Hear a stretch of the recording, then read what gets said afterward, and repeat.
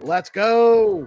Good morning, my friends. It's your old pal PeaceLoveMusic with another episode of the Let's Go Good Morning Show, brought to you live by Deorganized Media in partnership with our amazing friends at Bitcoin Live Decentralized Broadcasting. It's Friday. We finally made it to the end of the week. We are super excited about all the amazing things going on in our ecosystem. Just on the daily, there's so many cool things. We had a great show yesterday with Diego May from BitFlow. He came to tell us about HODL MM and some amazing liquidity options they're offering on BitFlow. Great show yesterday with Bitcoin and Beyond with Melanie and Robin from Liquidium. And that was just one day.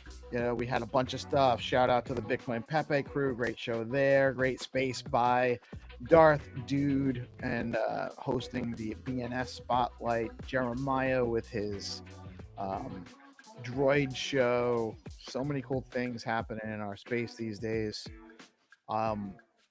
Guys, join the Discord. The link right here will get you into the Deorganized Discord channel.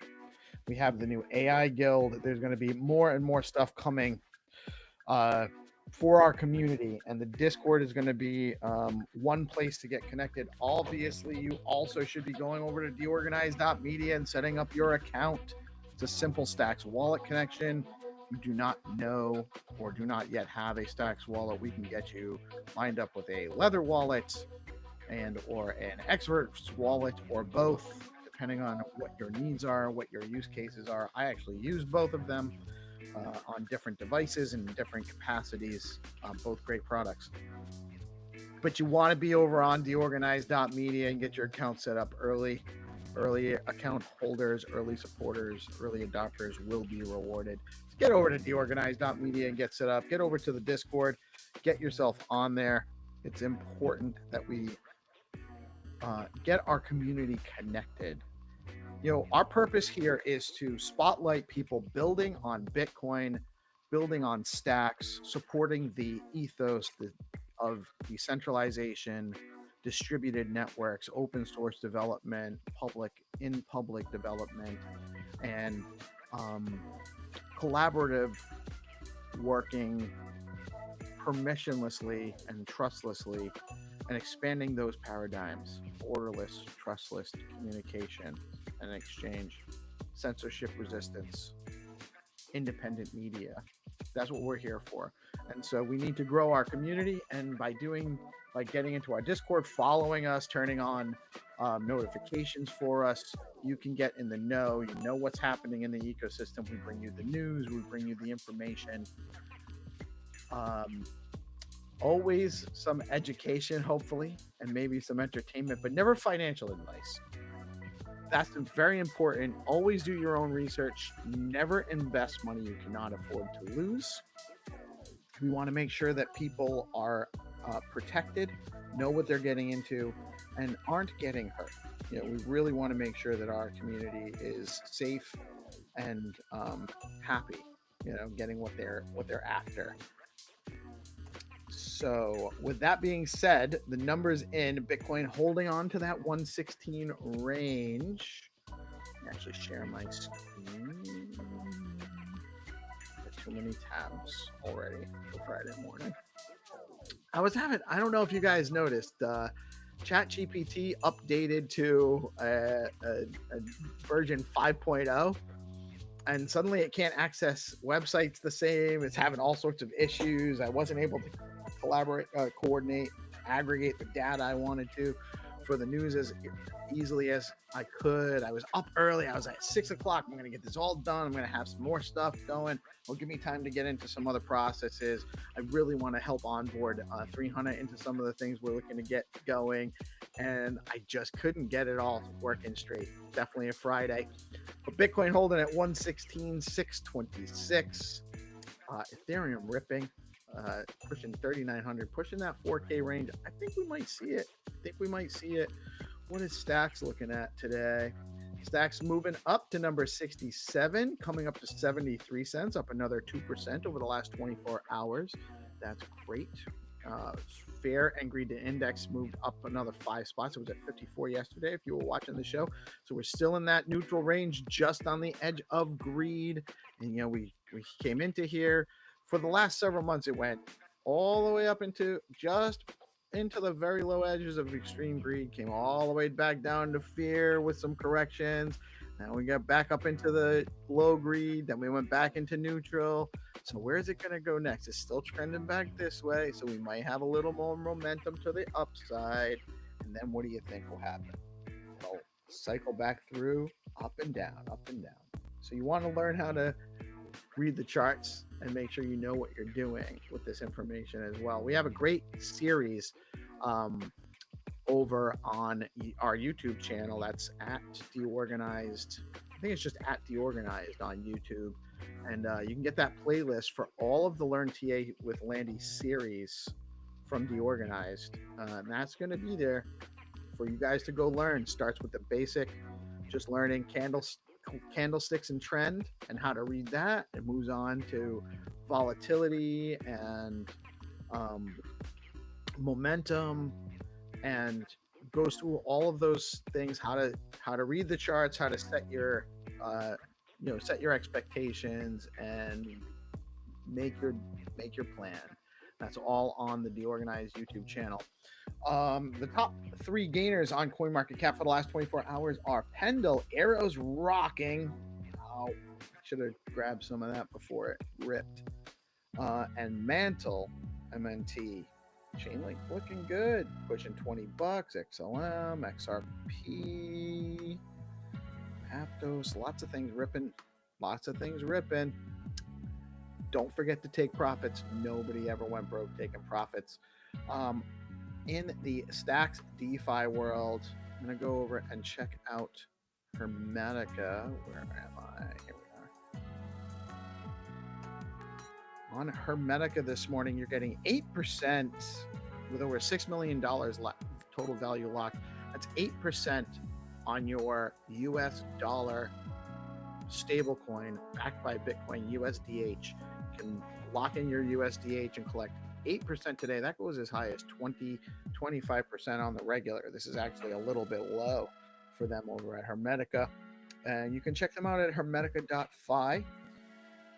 Over at Stacking DAO,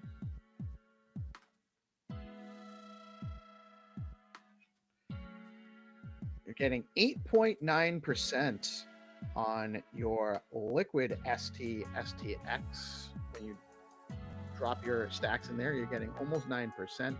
You can get 9.19% in native Bitcoin yield and 8.64% with yield in SBTC over at Stacking DAO. So if you're holding stacks, you want to stack them either in the native stacking pools and or get some liquid stacks. You can deploy that further into DeFi in the stacks ecosystem, like go over and use the flex pools at BitFlow.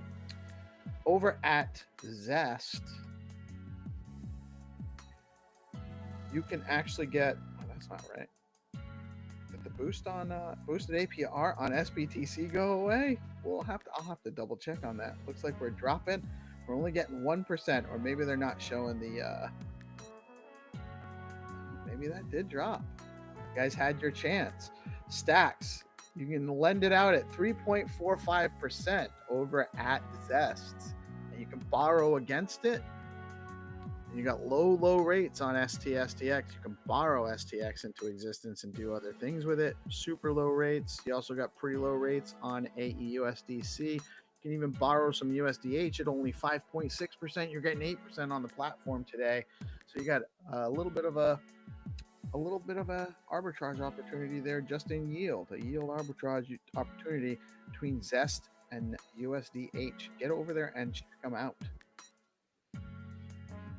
Over at stxtools.io, we're looking at Smoke, POS, and BDC as our top 3 gainers on Stacks tokens in the last 24 hours, stxtools.io is the place to go to do your research on all of the amazing tokens and options in the Stacks ecosystem if you're thinking about investing in Stacks products.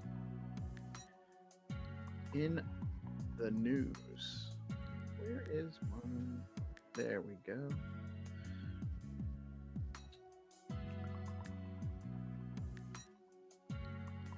All right. White House crypto policy and 401k inclusion. We talked a little bit about this yesterday. The administration unveiled a combined, the Trump administration, the White House, merges crypto roadmap and 401k access policy initiative to integrate stablecoins, tokenized securities, and other digital assets into the U.S. financial system, while directing regulators to explore adding crypto to 401k retirement plans. The plan includes new regulatory sandboxes, easing restrictions on banks issuing digital assets, and revisiting fiduciary rules to enable broader retirement investment options. Supporters see this as a milestone for mainstream adoption, while critics warn of systemic risks on rapid deregulation. It's really interesting to see this, by the way. The administration has obviously really taken a pro-crypto stance, but this is an amazing development for the broader whole world to see. It's an incredible step in the right direction here that we've got this going on in the mainstream. The mainstream political class is taking steps to kind of push the TradFi system into crypto. It's not just opening the door for crypto entities to adopt, but it's like kind of pushing things that way. This is really great. Paxos pays $48.5 million over AML failures with Binance. Paxos has reached a $48.5 million settlement with New York regulators over allegations it failed to maintain adequate anti-money laundering controls, particularly in its dealings with Binance. The agreement includes $26.5 million in penalties and $22 million in compliance upgrades. Regulators say the lapses exposed the firm to illicit activity risks. Paxos, which issues stablecoins and provides blockchain infrastructure, said it remains committed to regulatory compliance and improving safeguards across its operations. The only thing I see problematic here, and I definitely think we need to have measures in place to prevent criminal activity, fraud, funding of violent actors, and so forth. But the system's supposed to remain free and open. It's not supposed to be controllable from a centralized entity. And so, a lot of the KYC, AML stuff in place is a contradiction of the basic rights to privacy and the right to be considered innocent until proven guilty in the US, which establishes that the people are above the government, and we've kind of lost that niche there. I think we need to get back to some of these things. So it's important that we make sure that we're tempering the ability of law enforcement with the rights of individuals and making sure that we can satisfy both of those scenarios. The DOJ charges 12 in a $263 million crypto crime ring. The U.S. Department of Justice has indicted 12 people connected with a sophisticated cryptocurrency theft operation accused of stealing $263 million. Prosecutors say the group used phishing campaigns, SIM swaps, and social engineering to compromise accounts, then laundered the proceeds through luxury purchases and complex transfers. The arrests build on an earlier wave of charges against related defendants. Authorities emphasize the case as part of a broader crackdown on organized digital asset crime. One of the ways to avoid this is to ensure that you're taking the best safety practices possible, you're not actually exposing yourself to these risks. And don't fall for the social scams. Like someone, like I'm getting messages right now from a guy that I think is a scammer asking me to come on his podcast and posing as someone that has a regular podcast. Maybe it is this guy, but he's not following me, so why is he DMing me? Just use your head. Use your head. If somebody's trying to get you to come on their podcast and they're telling you, oh, we could do it anytime this morning within the this hour, next hour, this hour, just come on. They're probably setting you up to get a bad link or something. So just beware. BitVMX. I'm sorry, I got the wrong. I'm skipping ahead. Metaplanet buys 463 BTC. Metaplanet has been killing it. Tokyo-based investment firm Metaplanet has purchased 463 Bitcoin worth approximately $54 million as part of its long-term accumulation strategy. This latest acquisition brings its total Bitcoin holdings to 17,595 BTC, cementing its position as one of the largest corporate holders in Asia, really the world. Metaplanet has been steadily increasing its Bitcoin exposure as a hedge against yen depreciation and to position itself for anticipated global adoption. The move follows similar Treasury strategies by U.S. firms like MicroStrategy. BitVMX, here it is. BitVMX watchtowers upgrade Lightning Network security. Developers have introduced BitVMX watchtowers, a new security feature for Bitcoin's Lightning Network designed to prevent fraudulent transactions. Watchtowers monitor payment channels. Somebody's burning breakfast. And disturbing the puppy. You okay? Yeah, we're good. We're good. Okay, all right. She's just burning her toast. Take that off of the... It's not on it. Uh-oh. Got a fire issue going down. In the deorganized style. This is the way we do it. Oh, turn the burner off. Just had to check. All right. My guy piece is good. I'm tuning back. Yeah, we're good. We're good. We're good. Thank you, GP, for jumping in. We're good. It might go off again because it still smells a little smoky, but we'll keep going. Even if it's burning down, I'm not gonna leave the news. We'll go down with the ship. It does smell a little smoky in here, though. I'm not gonna lie. We'll be all right. Nothing I haven't been exposed to before. Watchtowers monitor payment channels and can automatically respond if a malicious party tries to cheat by broadcasting an outdated transaction state. The BitVMX approach adds programmability and verifiability, enhancing decentralization and user safety. Advocates say this innovation will improve trust in the Lightning Network, which enables fast, low-cost Bitcoin payments. 2 newly approved U.S. bank charters. Crypto firms target U.S. bank charters. 2 newly approved bank charters are specifically tailored for digital asset services, allowing institutions to offer crypto custody payments and token issuance under federal oversight. This is great. The move is part of a broader regulatory shift to integrate cryptocurrency into the banking system. Supporters believe the charters will improve compliance and consumer protection, while critics worry about risks from merging traditional banking with volatile digital assets. Companies like Circle and Coinbase are expected to pursue similar approvals. Fidelity files to tokenize U.S. Treasury fund on Ethereum. Fidelity filed with the SEC to launch an Ethereum-based on-chain share class for its Treasury digital fund.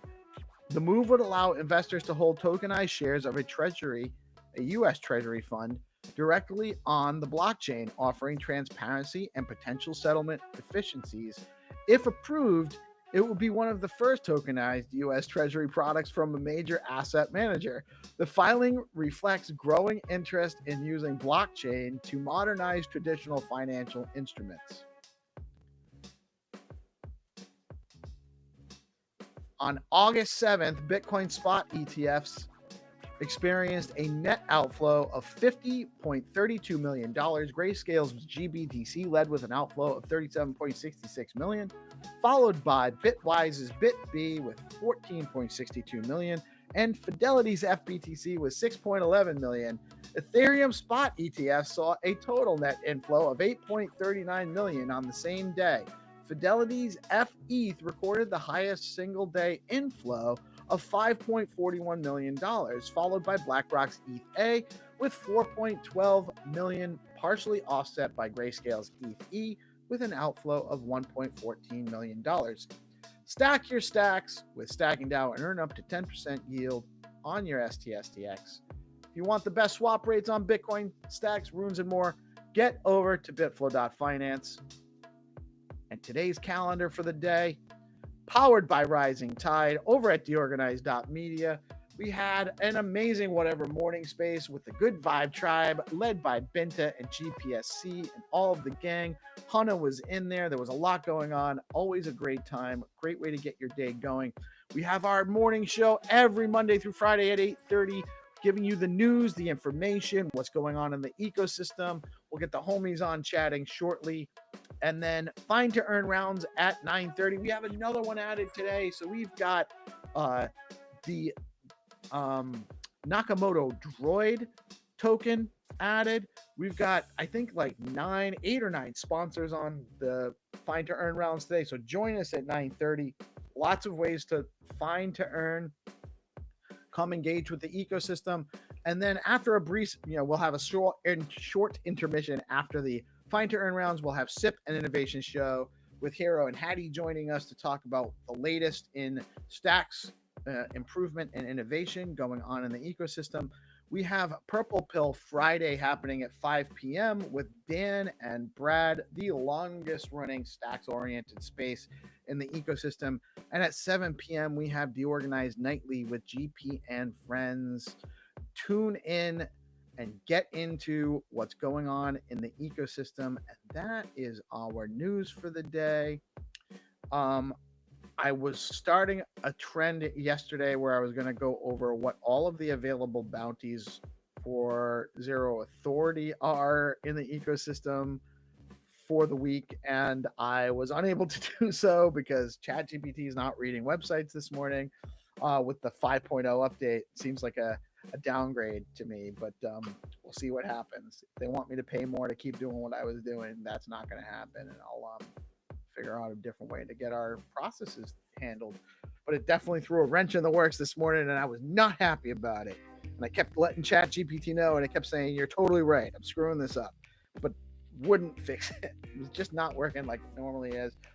And that's too bad because it's been a tremendous tool for us, and hopefully it'll get sorted out. Quick word from our sponsors before we bring on the bros. Stacking DAO is the leading liquid staking platform for the Stacks network. Stacking DAO is changing the game by letting users earn up to 10% APY on their STX while keeping their assets liquid.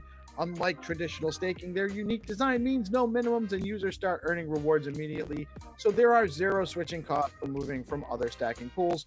Plus, you've got options. Choose to earn your rewards in STX or SBTC, whatever fits your strategy. Want to start earning yields today? Head over to stackingdao.com and jump on in. Stacking DAO is where liquidity meets opportunity. And BitFlow is the top DEX on Stacks. They let you trade native BTC, STX, SBTC, USDC, runes, and more all in one place, and they aggregate the best prices on all of the exchanges on Stacks, including Alex, Arcadico, Valar. Recently, BitFlow rolled out flex pools launching with STX, STSTX to support liquid staking assets, offering flexible deposits, smarter rewards, and deeper liquidity. Head over to bitflow.finance now. Always cranking. They're delivering new stuff. There's so much more functionality coming. If you're not participating, you need to get over there and check them out. That is the news. Let me bring on the bros. What's up, Hannah? I think Hannah's in the house. What's up, Target? What's up, GP? Hey. What's up, man? I thought I was about to put on the fire hat and like the fire suit and come up north and like, dude, just like make sure that I could like help my buddy out. You know what I mean? I was getting prepared. Yeah, I appreciate you coming in clutch. I know you got my back. I know you got my Can't back. say I don't, man. Can't say I don't. Happy Friday, bro. How you doing? Happy Friday. I'm doing excellent. We got Tenderly in the house with us. We got 300 in the house. Good morning, bros. How you doing today? Guys. GM. What's Oh, good, buddy? Brody got the stream going in the audio. Let's go. What's up? Oh, Tenderly making some great content too. I loved that yeah, dude. that piece you did yesterday. Thank you so much, sir. I think that shirt did really fly shirt. BP rocking that at Bitcoin Beach next year. Damn, Skippy, he will. Yes. Lit. Yeah, for sure, Check my sir. t-shirt, bro. Oh my Check god. my Oh, dude. Damn! You like his shirt? Sex in Vegas, baby. The Oh, location. Let's go. those that, Trying- we got Orange in the house early this morning too. What's up? Yo, dude, it's a good Friday. We got all the guys. Friday. Let's go. Friday. What's up, guys? What's Friday up? is for the guys, man. Let's go. What's up, Yeah, Orange? I am looking so forward to the weekends. Dude, aren't we all, man? You know, we grind hard, all of us, like in this room right now, man. In our whole ecosystem, like we all push so hard, dude. The question on everybody's mind, or at least mine, is how was football last night? Oh, Brody. You know, they've got my nephew playing safety, right? So not only is he playing safety, but he's a receiver too, and they're pitching him the ball now. And he's pitching it and he's getting yards, man. He got a down, he got about 10 yards, right? Like he's coming from the end around. Yes. Yeah. Okay. So he's learning how to like cut to the sideline and run the sideline. And then like also he's reading the plays whenever he's on defense. He is the stamina player on the team. So that means that like whenever everybody else is like getting swapped out for a break, he's on the field. He played almost the whole game without coming off the field. Safety at that level, he's the guy that they know he's taking the angles. He's reading the plays. He's finding the ball the fastest. Right. He's got football. Like his dad was an athlete, right? You know, I wasn't much of an athlete, but I know sports, like some sports knowledge, like, but he is like, he takes to it, right? He craves like the discipline. You can tell the other kids, they're a little bit young, they're playing around and stuff, which is okay, right? But like, and my nephew's playing with them too, but like when I say lock in, like he goes like this, turns his head to the coach and goes straight to the coach, gets in the huddle and is listening. And I mean, like I'm proud, dude. Yesterday he pulled some flags, he got some real good flags and stops, and he put some points on the board. He almost got a touchdown. He got us to the end zone and then got us there over the line. So doing really good, man. Really, really good. Does he have the so same good. build as you, or is he wider or longer? Or He's longer than well. He has the same type of build as me, but he's going to be taller than me. His dad's a bit taller than me. His dad was a soccer player.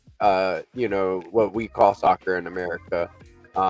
You know, so like he's got a boot in soccer, but like for football, I mean, I played football, but I didn't play it on like varsity or junior varsity, which is our high school teams in America. But he takes the football really good. Like he looks great. He looks great for a 5-year-old. Like locked in. Yeah, man, for sure. do, Just a do little. they already start with kicking the ball to the post, or is that not part of the game yet?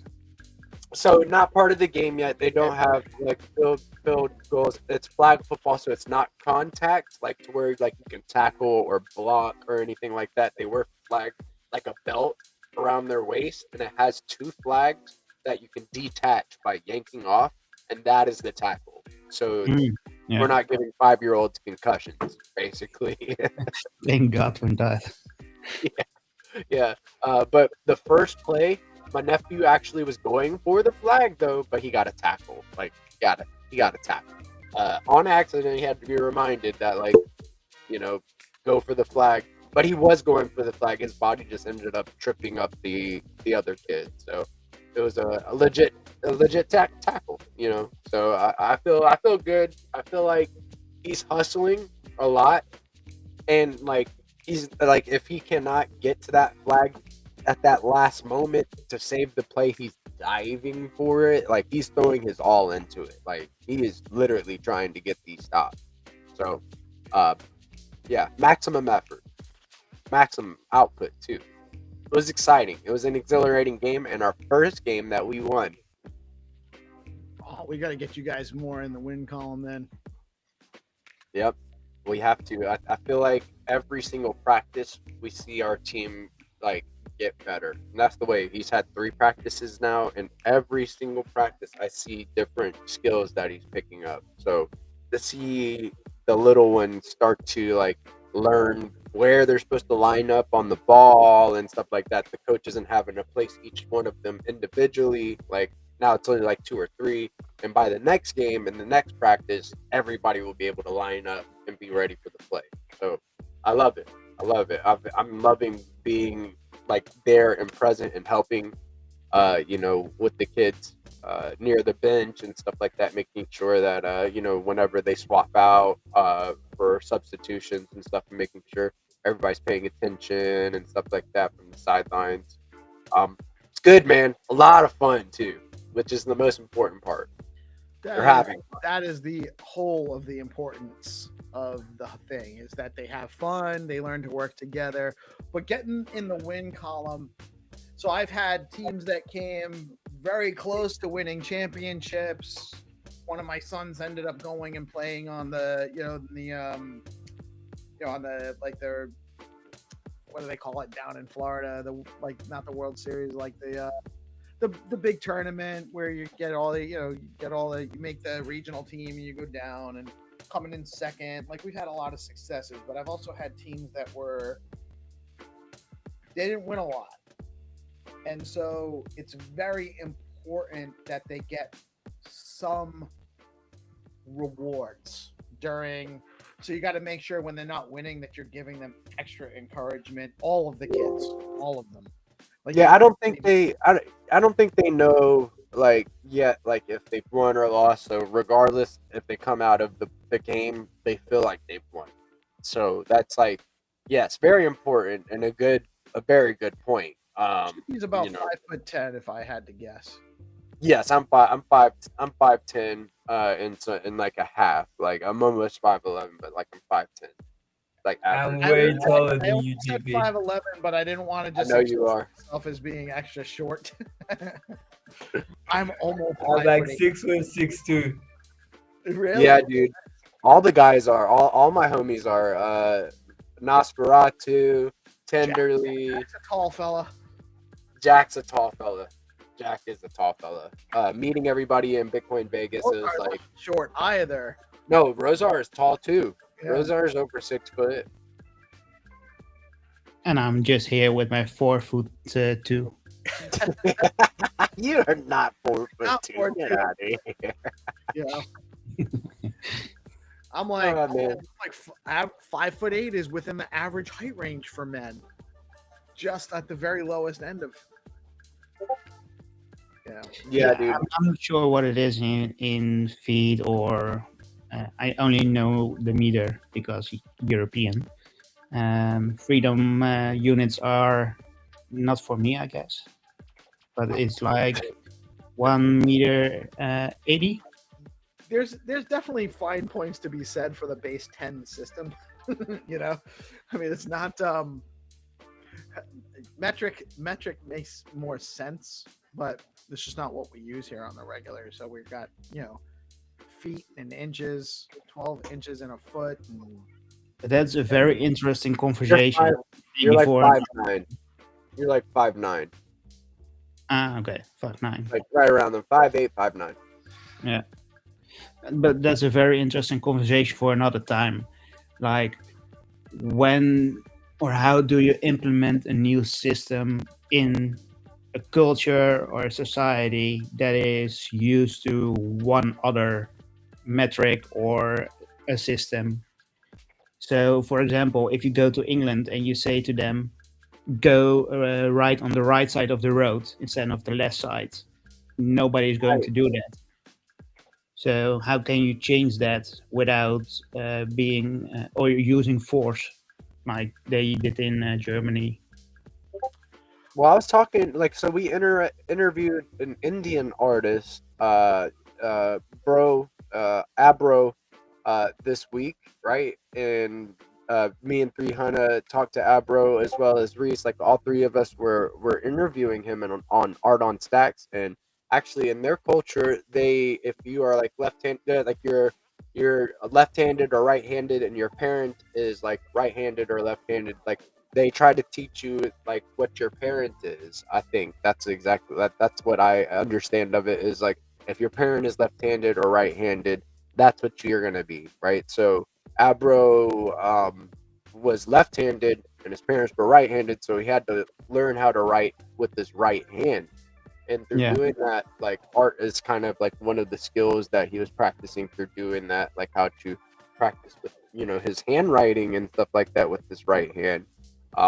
And somehow art got incorporated into that process, and that's how he found art. So just different cultures, different strokes for different folks, and how things work, right? Big shout out to Abro. But the thing is, like, for example, if you want one language over the whole world that everyone is speaking, and it doesn't have to be a language that we already have, but just one language, how would you accomplish that? Because everyone thinks that their language is superior to other languages because they can already speak it. So what is the incentive to make it a universal language or universal system or a universal whatever, um, all encompassing the cultures, the distances? Um, it's very hard to accomplish, I think. Yeah, well, I think that with AI, that will be unnecessary. We'll be having translators in real time, just literally like on our phone, or like to where you bust out your phone and shake it a certain way, and you can connect and communicate with anybody in any language, right? And then the more that they use it, the better the discrepancies between like different words will continue to get like closer and closer, and that gap will be filled the more that the AI is used. That's what I see. Is like everybody will be able to communicate no matter what language, because it's just a normal thing. Yeah, sure. The thing is that if you look at like 400 years ago in the upper part of Europe or Scandinavia, if you take that language and compare it to the English that they speak in English right now, it's so much different because over the years have been so many twists and subtle differences made that has been incorporated into the culture, Yeah, and that created a whole new language on itself right. while people are thinking that they are still talking the same language. Yeah, like dialects and slangs and Yeah, stuff like exactly. that. Yeah, that transform the language. I agree. Yeah, so the AI would have to interpret the different languages and the variations of all the different languages to kind of make a uniform, like like this is a derivative of this word that can mean something different. It'll get there. I think it will. Like I have Yeah, just now started seeing where how based AI tools have become in the last 6 months. Just think about it. We got Chat GPT, and then Grok, and then now we have all sorts of different AIs that do different things, have different tasks. I feel like things are starting to get automated, and the people with the ideas are, I talked about this a long time ago. Is that like it'll move from a space where you need a dev to create anything, like any type of product, to like the idea, the people with the ideas that are implementing these ideas through AI, and the space will move from a place where you need somebody that is like handy with dev work and coding, to catering to people with ideas, the creators, right? Exactly. I'm doing that right now, to be honest. Someone told me like a week ago, is if you take the AI agents or the vibe coding and you treat it like you are a people manager instead of a coder, you will tell as a management position leader what you want the code or the vibe coder to do, and it will create it for you.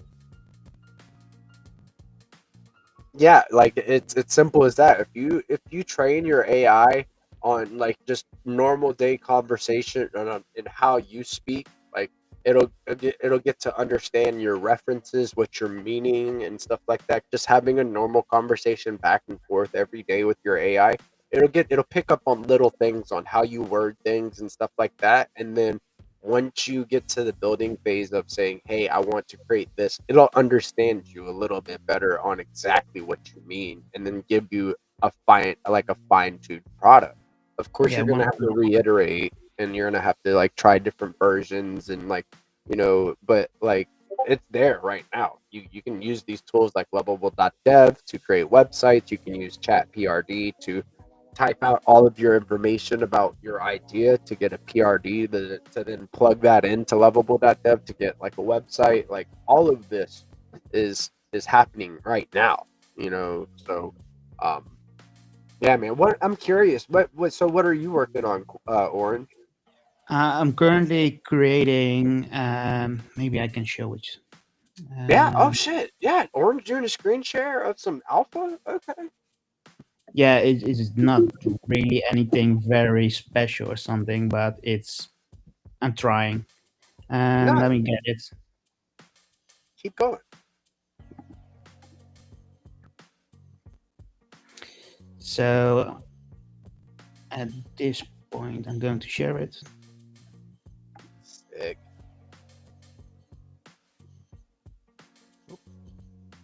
Can you see it? Hold on. Yeah, I went to click it, but it. Oh, now I think we. Did we? Yeah. Okay. All right. There we There go. it is. I gotta forget For the moment. the automatic response. Yeah, so very high level, basic overview of what it is. The crypto portfolio liquidation dashboard. It's not the right wording for it. It's basically a simulator that is trying to optimize your exit strategy by simulating the AMA-based liquidation scenarios. So what you can do, or what the thing is that I want to make it do, is that I put in a token that I'm having in my portfolio, or multiple tokens, and then you are entering the amount you have. Let's say you have Ethereum, and especially with tokens that have buy and sell tax, you can also enter that. So let's say, for example, it has a 4% sell tax, and then you can see, okay, based on different price targets, what would be the optimal rate for you to sell your tokens. So in batches, what is the most effective and efficient way to do that? So let's say the current token price is 32, and circling supply, and you take a price target of, let's say, 10,000 ETH, and then it auto-fetched the pool data of Ethereum from the Uniswap v2, or even the Uniswap v3, depending on what you want, what the fee is, and then slippage you use. Let's say it's 4%, and just saying things. If you take the gas fees and you want the target currency in euros, you calculate it, and then it now says you have just how much money you would have. And the basic thing is that it needs to be doing is saying um, you need to sell it in 5 portions of €2,000 or dollars per time to maximize the slippage and to maximize the profit you can extract from the pool. That's dope, dude. I think that this is a handy tool, right? Like you can plug in different variables to different assets, different variables, different pools. Like this is a handy tool and like a good way to get started on like seeing how things work. I think this is a good educational tool, and then something that people could learn about slippage and all of that stuff, LPs. Um, through this dashboard. This is cool, Orange. Like for sure. I think more people should start building tools. And this is awesome that you got started, bro. Yeah, so it was indeed it's born from a need for myself. I don't give a shit if someone else is going to use it or not. I Right. am just needing it for myself, so that's why I'm trying to make it. But again, what you say is you learn from it, like Yeah. immensely. I didn't know anything about V2 pools on Uniswap. And now I know what the formula is you need to have based on the research that the AI the agent did, etc., etc. Awesome stuff. Awesome stuff, dude. And like, yes, like so you're building for yourself, right? But it may be handy for someone else. So like you never know. But like you're building out of a need, right? And what you can could be a need of someone else, and then somebody could use this tool. So Exactly.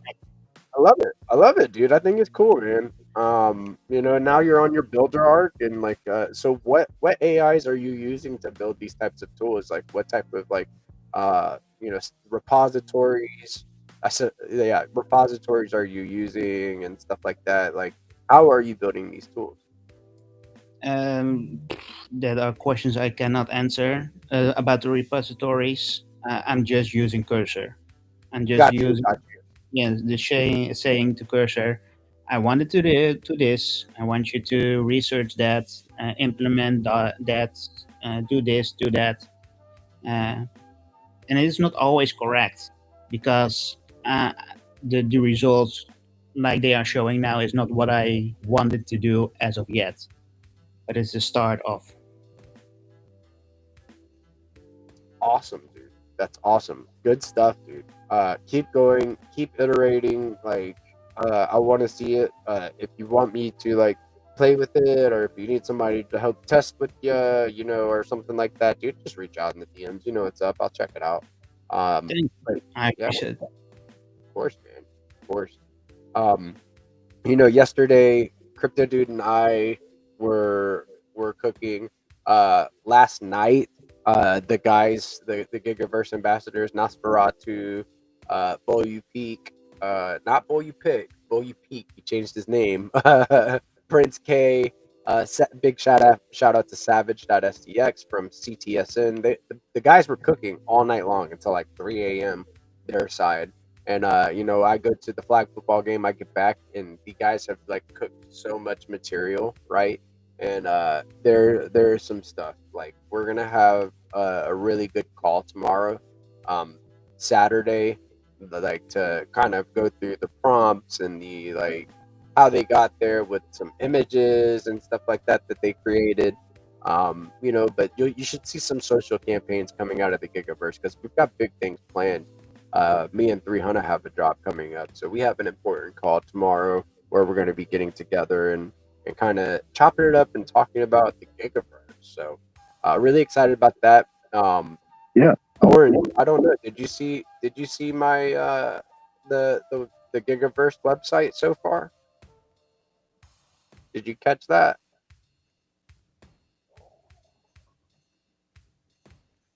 I didn't. Oh, you didn't. 300. Have you? All right, so I might as well share it too. But like, Share it. creator, Yeah, you- creator, You can share the link so we can check it out. I think I missed it. And yeah, tomorrow is going to be lit as we get into the prompts and how we create stuff. Yeah, dude. This is how this is how it is. So this is the Gigaverse website that I'm working on. Eventually you'll be able to like connect your wallet or connect your wallet. Get into this and it'll pop up the Stacks Connect. It'll do for you to sign in. Just display that. Are you guys seeing this part that's popping up, the Chrome extension pop up? There Yeah. we go. So we you're see the pop-up to able connect, to do that. nothing after that. So boom, connected wallet here. Got a little spaceship that follows your cursor around. Welcome to the Gigaverse frog. But the whole thing is like this is getting ready for the comic, right? We have a Gigaverse comic that tells the story of Stacks, through the lens of the Gigaverse. We've got the GigaPepe Council. All of this is just needing to be like fine-tuned, right, for the comics and the collections. Well, you get into here, this you'll see the comic episodes and what episode we're on and all that stuff here. You can read. You can select these different vectors. These would be the different episodes of the comic here that you want to check out.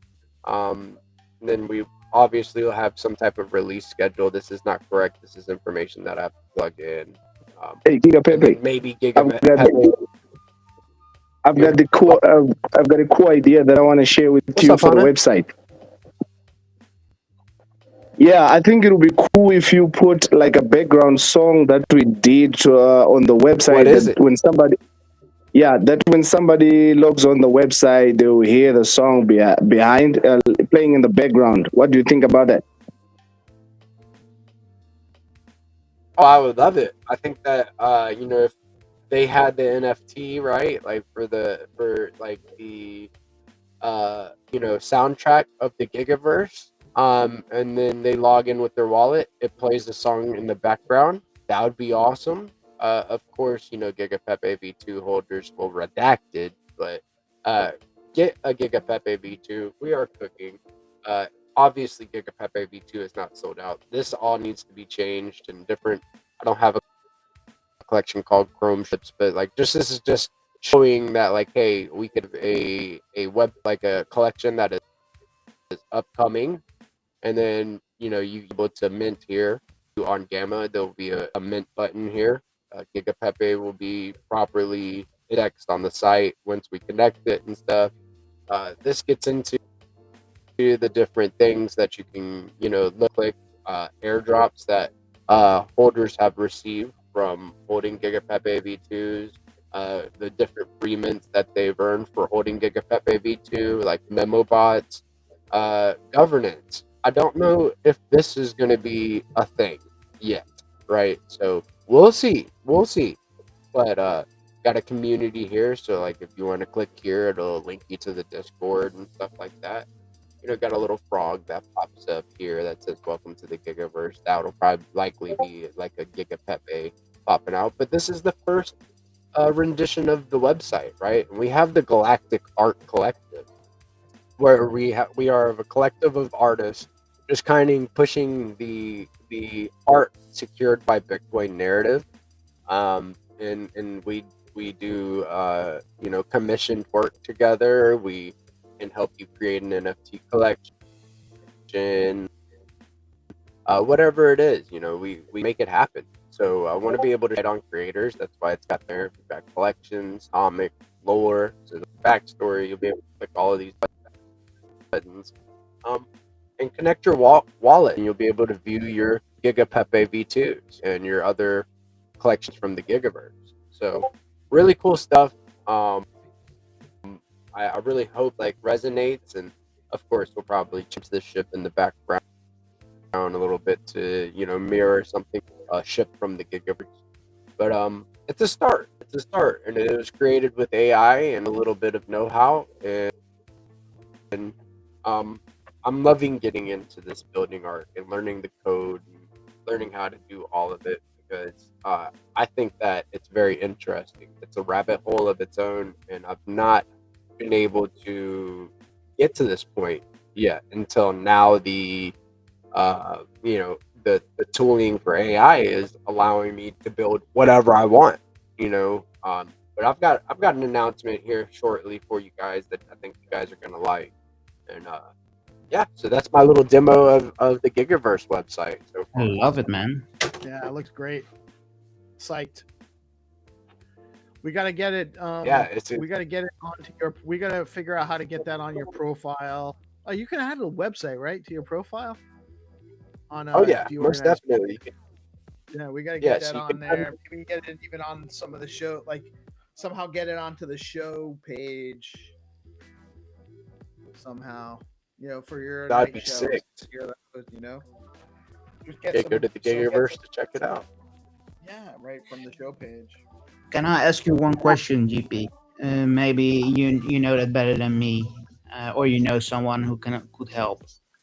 I'm just yesterday they released GPT-5, right? And you can use it on Cursor, but I don't know if you should get a GPT Pro account or a Cursor Pro account to get the max benefit for the lowest cost. So what I've been hearing on the timeline is that the new Grok is something serious. I do not know a lot about the GPT. I actually use Chat PRD to create a PRD for my website and then plugged it into lovable.dev. That's the way I did it. So maybe somebody from the AI guild could help you a little bit, like help you through that. Or maybe Rosar, Crypto Dude. These guys are people that know some AI stuff. So I'm just now like surface level, so I'm not quite there yet. Okay. Yeah, we'll take that into account and we'll ask around. Thanks. But if I do figure it out, I'll definitely do it. Yeah, please do, because I kind of love the vibe coding thing. Yeah, dude. Like I'm vibe coding myself. I'm gonna tell you right now. So ChatGPT this morning was like just giving me all sorts of hard time. Like I could not get it to find the links and stuff that I wanted to. But I do think that it's just probably some tuning for the update, because it just updated from 4 whatever to 5. But man, is it when you get used to using these tools and you make them part of your daily processes and it just doesn't work all of a sudden, it's really like, it sucks. Did you see that? Yeah, Chip's going to give you a prompt that you can add your upcoming episodes to your website from Deorganized Media. That's even easy. That's crazy. I love it. It is I love it. Great like, conversation, guys. Library. Yeah, we got just more and more good stuff coming, fam. Happy to be here with y'all. It is just about time for Fine to Earn. We're a little bit over, and the Game Master is in the wings. He's on his way up from the underworld. So I'm going to play a quick word from our sponsors, and we'll be right back with Fine to Earn rounds momentarily. You all stay tuned.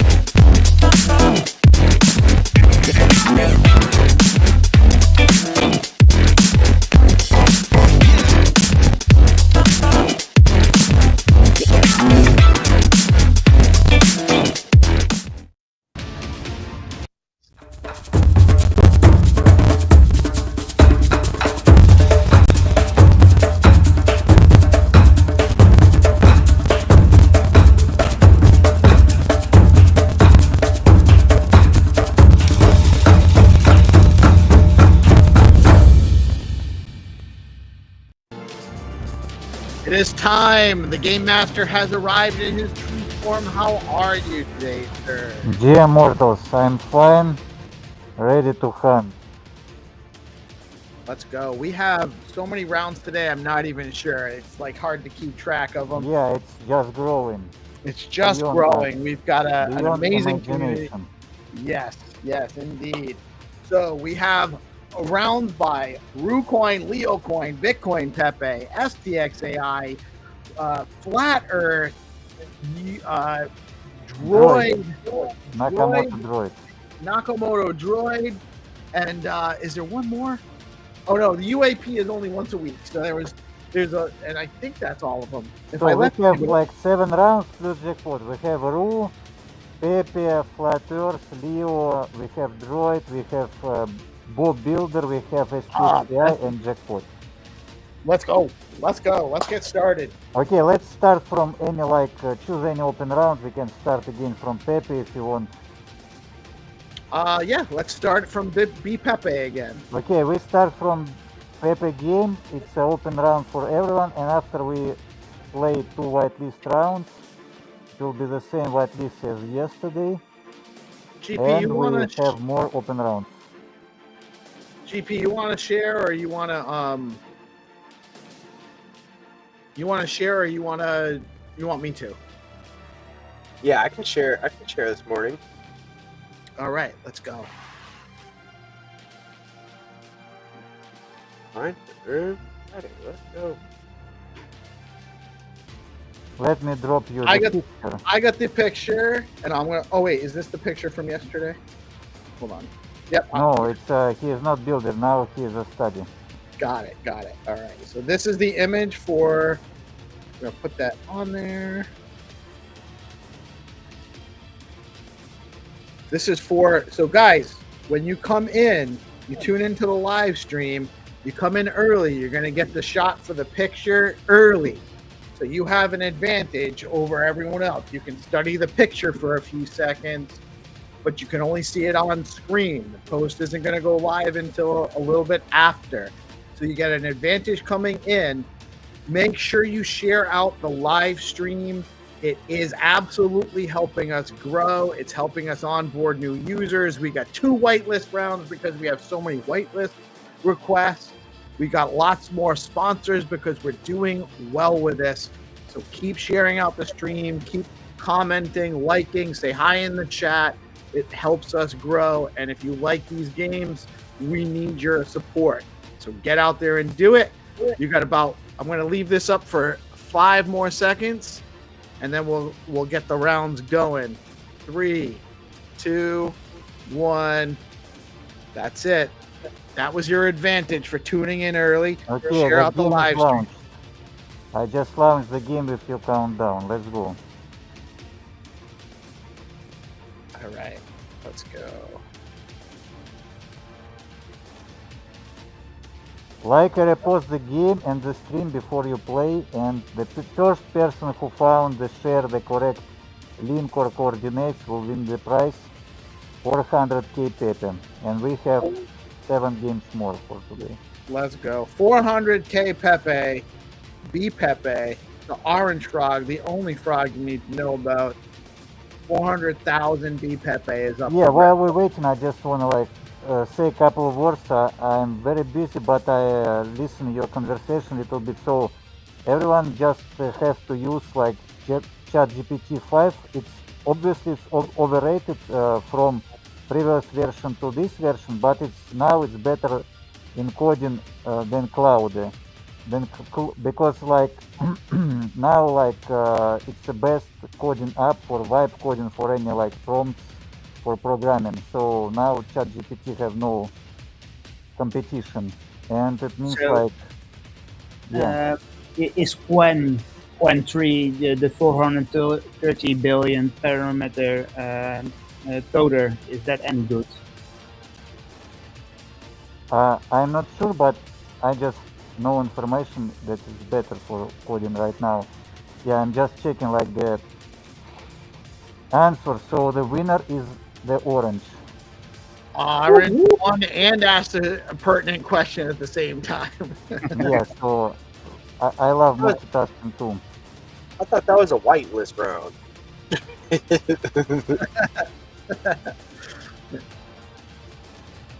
It was not any. It was easy, but it was too easy because Orange found it first. Yeah, we have only one MS and other players. Okay, now we play 2 whitelist rounds. Get ready, everyone. 2 whitelist rounds coming up. Get back. If you are on the whitelist, be ready. Also, make sure that you're liking and reposting the game rounds and the live stream. We need as much sharing out as of the live stream as possible as well. Yeah, okay, I launch whitelist round in 5, 4, 3, 2, 1. Let's go. If you're eligible to leave the comment, it means you are in whitelist. We didn't change whitelist from yesterday. I just add a couple of people who asked so much, and I just want to say, like, we need everyone to try and win from this whitelist. And one more for Flat Earth. I will launch soon. Talking about our project, so the people asking about leaderboard. Our goal to refresh leaderboard before we drop some rewards, some prizes to our hunters, and it will be in the end of month. So we just don't want to refresh leaderboards with no purpose. And in the middle of month, I don't know, like in 20 August, maybe we'll launch on-chain game, so a lot will happen for our project. I'm focused currently on like fine turn and encrypted NFTs. Yeah, the things I've seen, it's amazing. Yeah, thanks.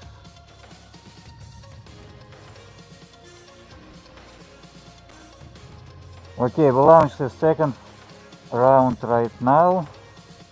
It's for whitelist 2 in 5, 4, 3, 2, 1. Let's go. Let's go. Very easy countdown since it's for whitelist, but still, people, please like and repost games. We need more players. We need we grow every day, but we can grow like infinite amount of time. Right. We need more.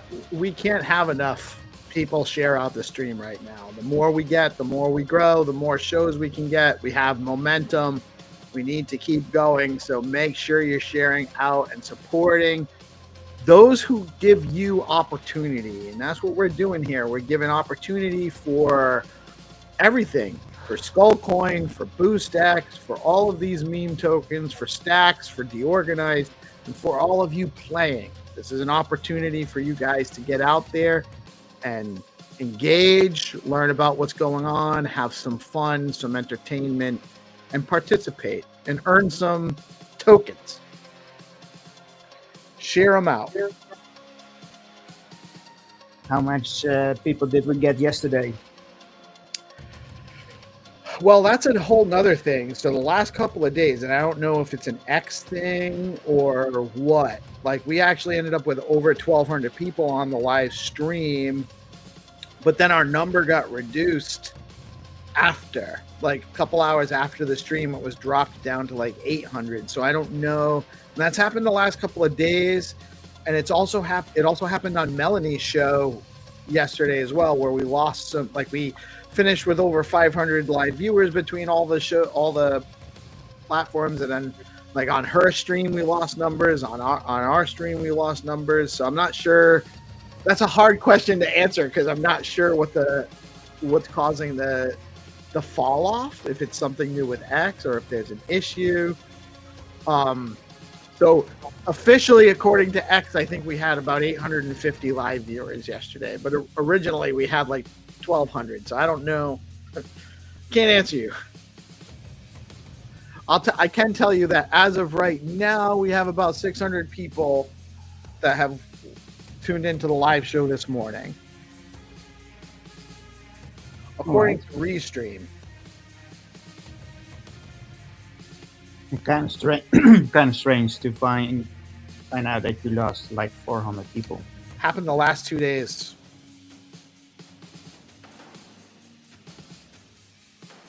Okay, we have two winners, and it's Colade for Flat Earth game, and it's the person with nickname Man Like Piper for True Game. And we keep whitelist and play the next week, and you can still win. And you can play open games. I was busy to passing this bot challenge because like they ask about Skullcoin human activity account, like I just need to. We have too much like notification and just X platform to check us. I'm we real? noticing some weird stuff where I'll like lose a couple of hundred, not on my personal one, just on the deorganized one, but I'll lose a couple of hundred users, like follows, and then I'll get them back.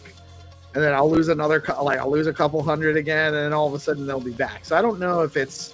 Yeah, it's some kind of bots. I don't know. Like, it doesn't matter. Okay, we have like the same issue too, but it's not the problem.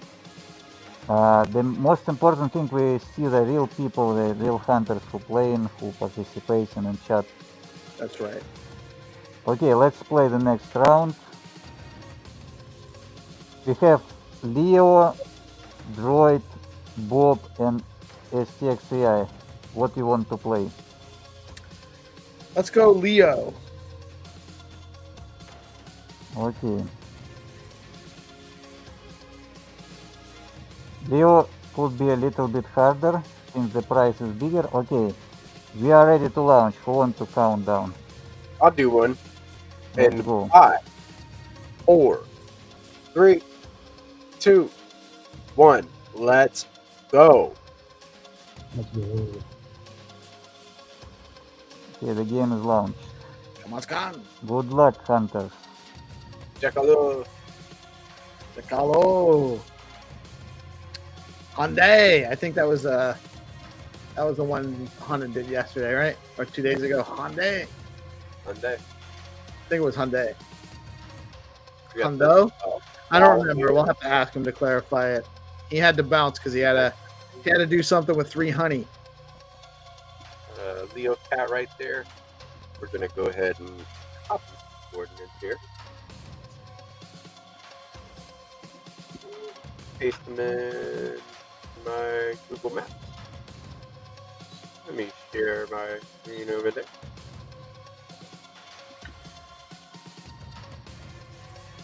Alright, this is what we're working with, looking for a Leo cat in this vicinity. Got a building with a little side building on it.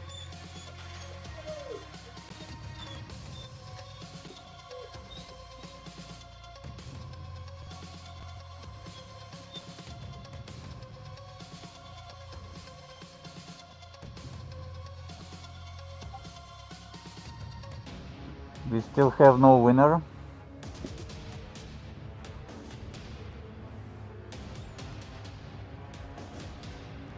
Looks like it's a brick building. I'm gonna go this way if I can. No, I can go that way.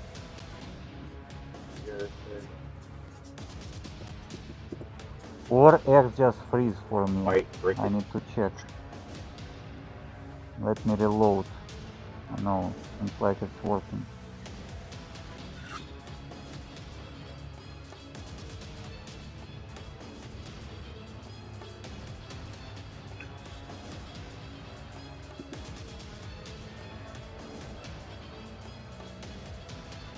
Is it weird that there's such a huge shadow on that part of the map? No, Right. it's Oh, that. mostly a cloud. Yeah, Or it's a cloud, and it really it's in this dark area.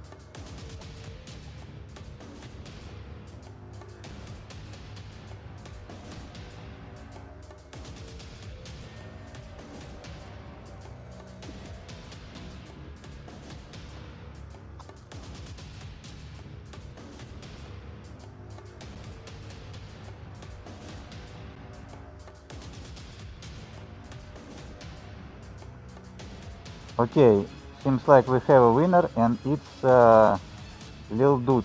Congrats. Hey, little dude. Okay, Let's go. let's go. Very nice.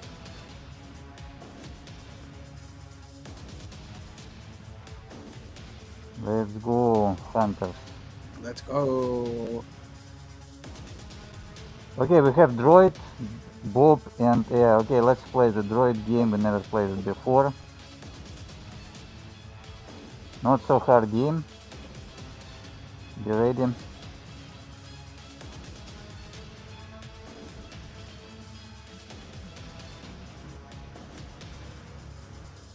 Yeah, so since I like using AI, different AIs, ChatGPT, Gemini for years, I just recommend with this update just to use this plus subscription on ChatGPT 5 and be happy.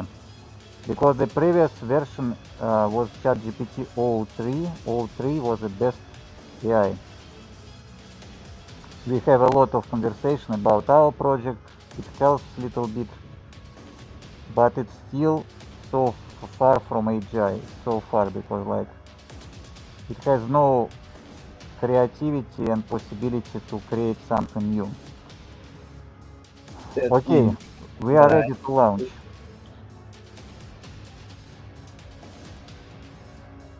Who want to count down? Sure. Who's doing it? 5, 4, 3, 2, 1. Happy 4K! Let's go. Oh, Happy Finder. happy Find to Earn Friday. Let's go. Plenty of game rounds. In this round, it looks like we are looking for some more graffiti.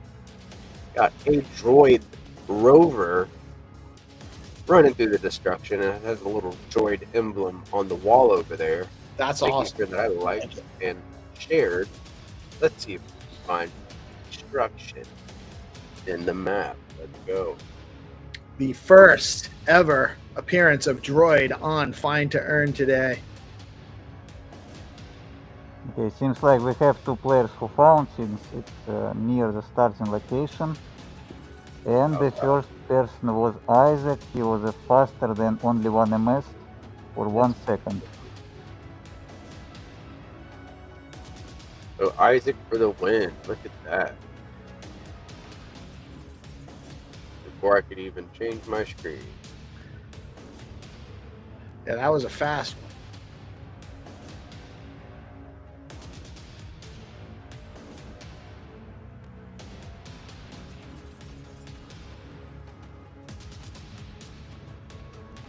Not share. Stop sharing. Switch share. There we go. Good, drop it in. And then direction. Ooh, that looks good.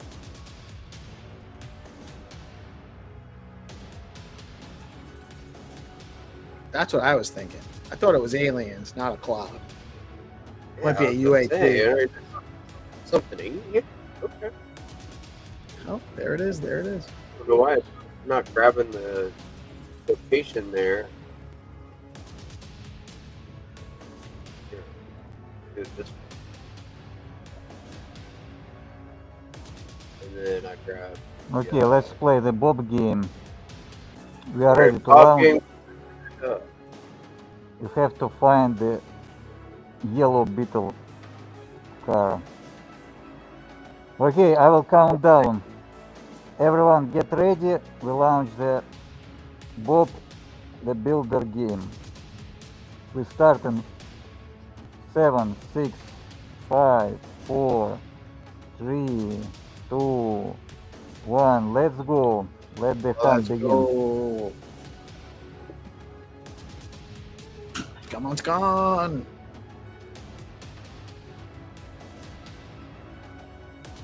It's Bob in the Bobber Bust in a busted little buggy, little beetle here. Let's go.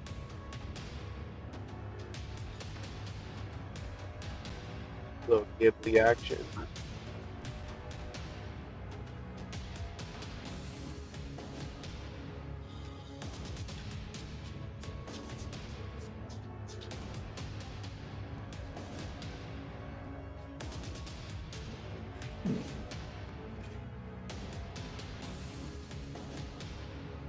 Everyone like and repost the game before you play. If you win and there will be no repost, we will not count this win. I'm looking for a Burgundy-esque building in this area. Let's head off this way a bit before I take the street if I can't scroll past it super close. Go around the block real quick.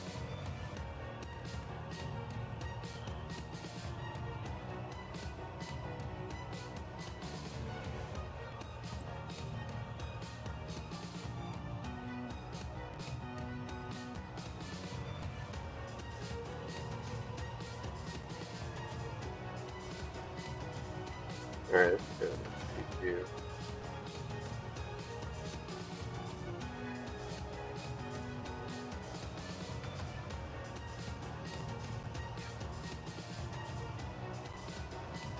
Alright, let's see here. Try right there.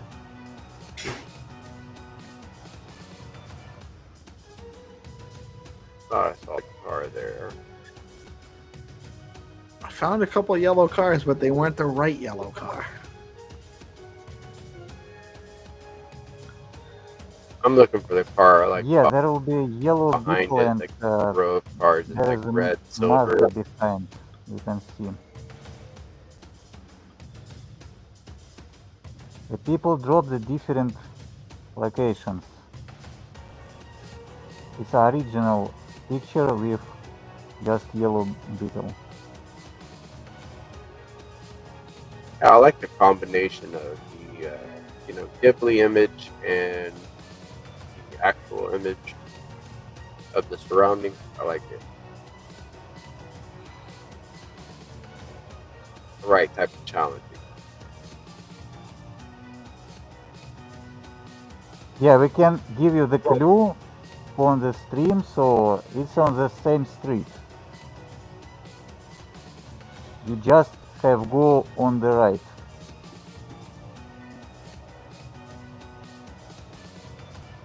Long ride distance.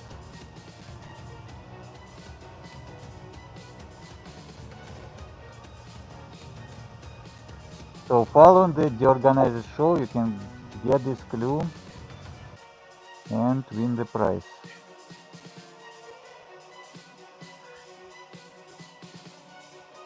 I still don't see the right answer. Definitely pays to watch the live stream. You get some advantages. You know when the games are launching. You know when we share the clues. You know when we're watching, when we give you some advantages. I think I found it. Yeah, okay. Isaac and Orange found, but Orange was the first person. Orange is the winner. Congratulations. Orange for the win. Let's go. I found it too. Yeah, Oh, then yes. follow the At clue. exact Clue moment gives you that the it is going to 4K. It's incredible. what 4K? Ethereum is at 4K right now. Yeah, like. Oh, did it pump up again? Yeah, so the historically every alt season starts from Ethereum, Yes. and Ethereum pair at ATH to BTC. So I'm following like the 4 cycles maybe. I'm very old, you know.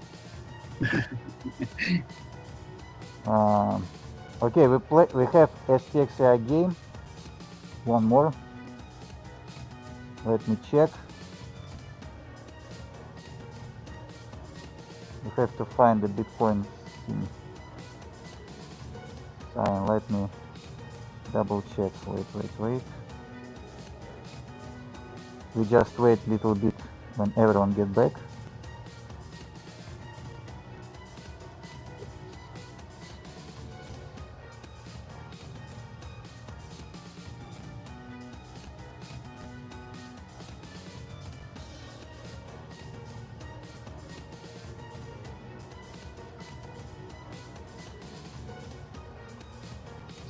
So everyone play this game from satellite view. Pay some attention. It's not so hard game, but if you pay some attention, you find it easy. Is this the jackpot, or is there one more round before the jackpot? Next round. We are ready to launch, and I will count down. All You right. have to find the exact angle and the exact building. The building is obvious, but just drop yellow pigment in the right place. You will have like couple chances. Okay, we start in 5, 4, 3, 2, 1, 0. Let's go. Let's go.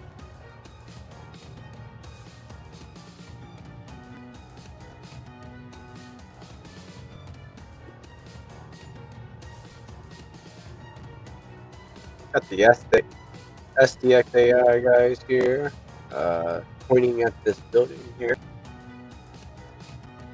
But, Yeah, he is pointing on like a Bitcoin windows. let's go.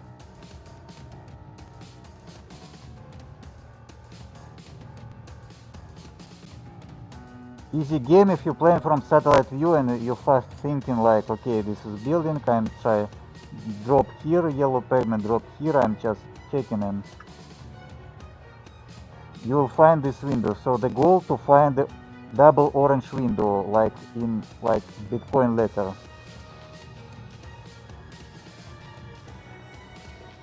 Make the streets yellow, look from above and find it. Looks like a theme park.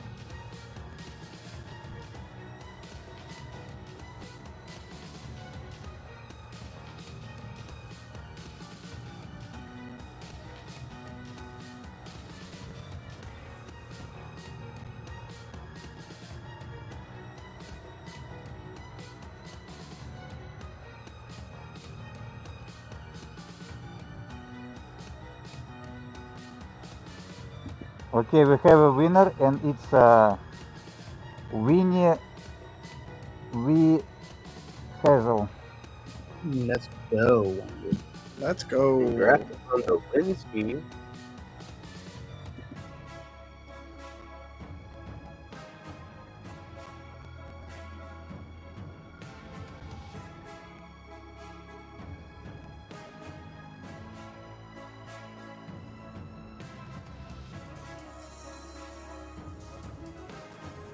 Winnie, she was the first who found and we played jackpot game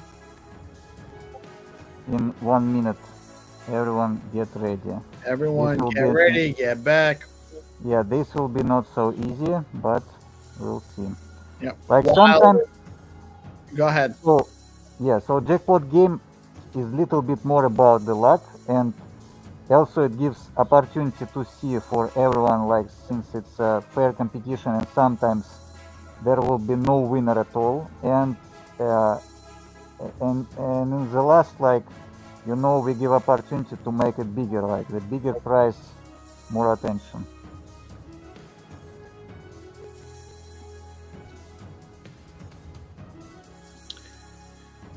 I just want to again thank all of our sponsors: Bitcoin Pepe, RuCoin, Flat Earth, LeoCoin, DroidCoin, and Building on Bob. Oh, and STX AI. We have a tremendous just community of founders and projects that are constantly engaging across our ecosystem. We are super thankful that they have supported what we're doing here with Find to Earn and Deorganized. I And, agree, and we paid for this support. We push the whole ecosystem forward, and we rise. That's right. That's right. We're all cranking out here together between, you know, GPSC and all of that he's touching, and Crypto Dude and Trip and Rafa, and like just Rosar. There's all sorts of people cranking in the ecosystem building. Shout out Zero Authority. Shout out BoostX. Shout out Zenitron and Skullcoin. We really have a tremendous community here on Stacks. If you're looking to find a developer community that supports each other and helps each other win, Stacks is the place to go. Yeah, right, I agree. Okay, let's start the jackpot round. It's the last game for today. There will be no winner. The prize will go for Monday, but we try to play it. The image, it's not so easy, so you have to find the stamp in nowhere, and we will give you the clue we'll give you 5 minutes and the clue in 2 minutes. All right. So 5 Okay. minutes total. In 2 Yeah. minutes, if nobody found it, clue. Then 3 more minutes left. Let's go. No stress, just try. Let's go. Try hard, go pro. We start in 5, 4, 3, 2, 1. Let's go. Let's go. The prize is 40 stacks and the clue is coming later.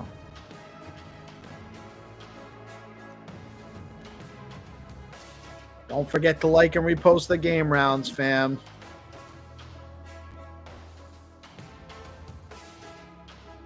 Where did I go? When you get the clue, you can know only on the organized show.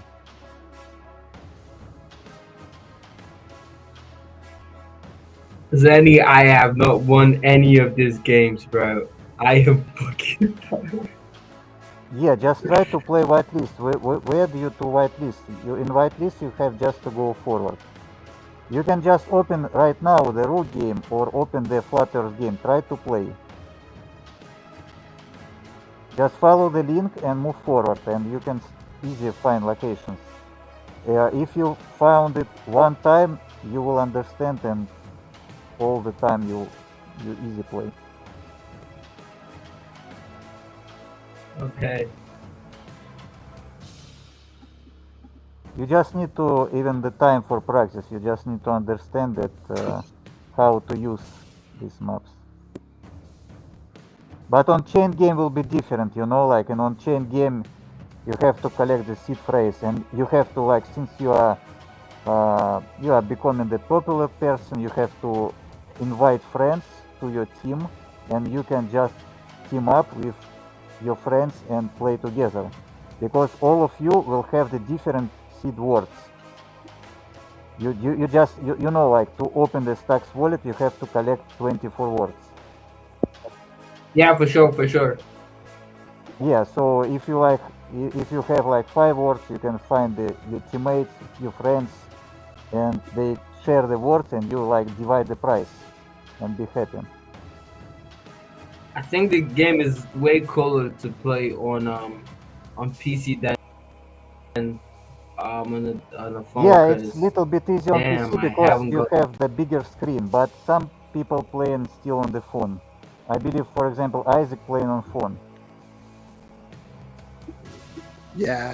I tried using my phone, Yeah, but but you know, we have didn't people get who any playing like 1 year straight. It's so long time, so they for sure practice a lot. Yeah, that's true. That's true. I'm just a newbie. Yeah, but it's a onboarding layer. It's like a new gen of giveaways, because giveaways doesn't work anymore. You know, like it's a lot of farming bots. It's not fair competition. Okay, everyone, get ready for the clue. We giving you the clue right now. In 3, 2, 1, we drop the clue and give you 3 minutes more. We still have no winner.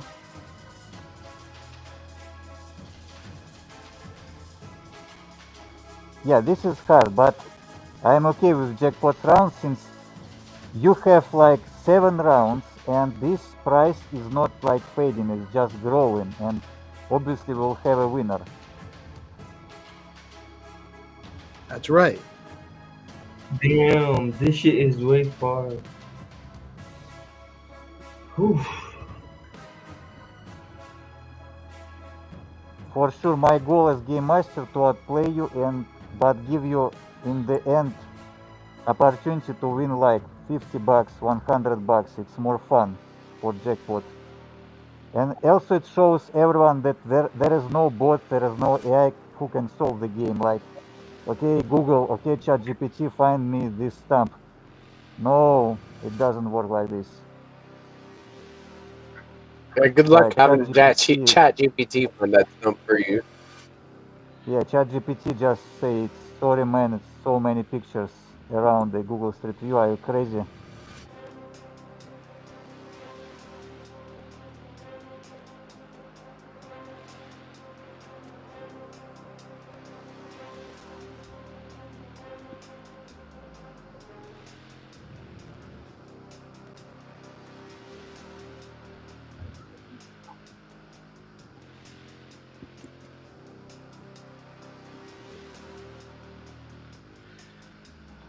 Yeah, nice. So if there will be no winner chill, like the price will be 50 stacks, it's very cool.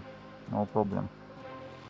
Yeah, there's nothing wrong with that. We just have a bigger prize on Monday if nobody finds it. Right. Everyone wants some extra stacks so they can have a nice fat weekend. That's really what it boils down to. So the biggest question is, do I not submit my answer and let it grow so that I have a chance for more?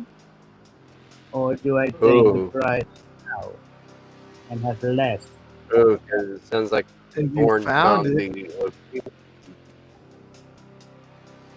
No, I didn't find it.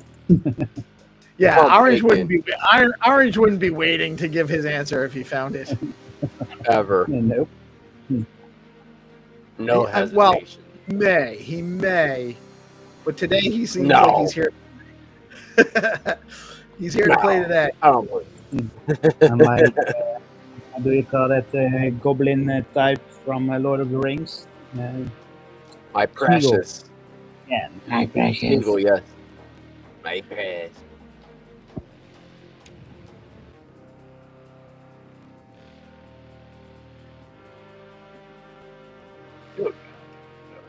Oh, I have found a stump, but it's not the right. but is it the right stuff? Stumped by the stump. Yeah, I'm just going to submit it. Okay, let the just a piece will say the stop when enough.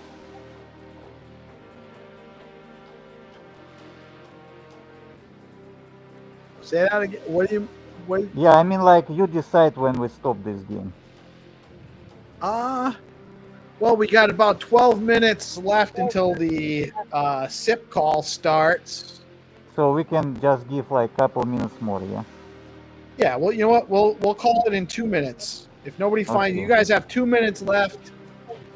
And then we'll take we'll close out the segment. We'll take a brief intermission, and then we'll be back with the SIP call after that. So, did you find it, the orange guy? I don't know. I found a stump, but I'm not sure if the right stump. Maybe you have just to go and make the 3 steps forward. Ah.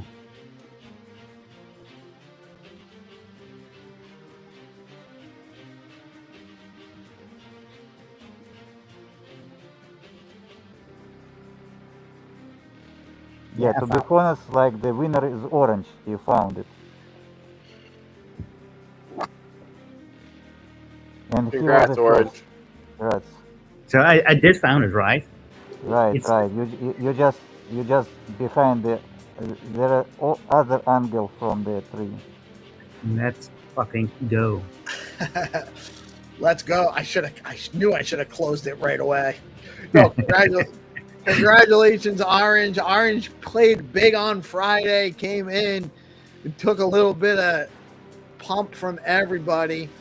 That was an excellent episode. Another fine episode of Find to Earn. Thank you so much, Zenny, for all you do for our ecosystem. We really appreciate you putting these all together. Guys, you need to recognize that there's a lot that goes into preparing these games on a daily basis, finding the locations, make sure that we have good content, getting them ready with the memes, images, and everything. Zenny's putting a lot of work in for us, so thank you, sir. We really appreciate. Yeah, thank you all. But the best what you can do, it's a play on-chain game that is coming. Just mint one NFT, like 1 stacks. and leave feedback and just understand how it can become bigger, because we can do these games every week. Okay, thanks everyone. See you. Thank you, Zenny. Have a good weekend. Danny, See you. take care, sir.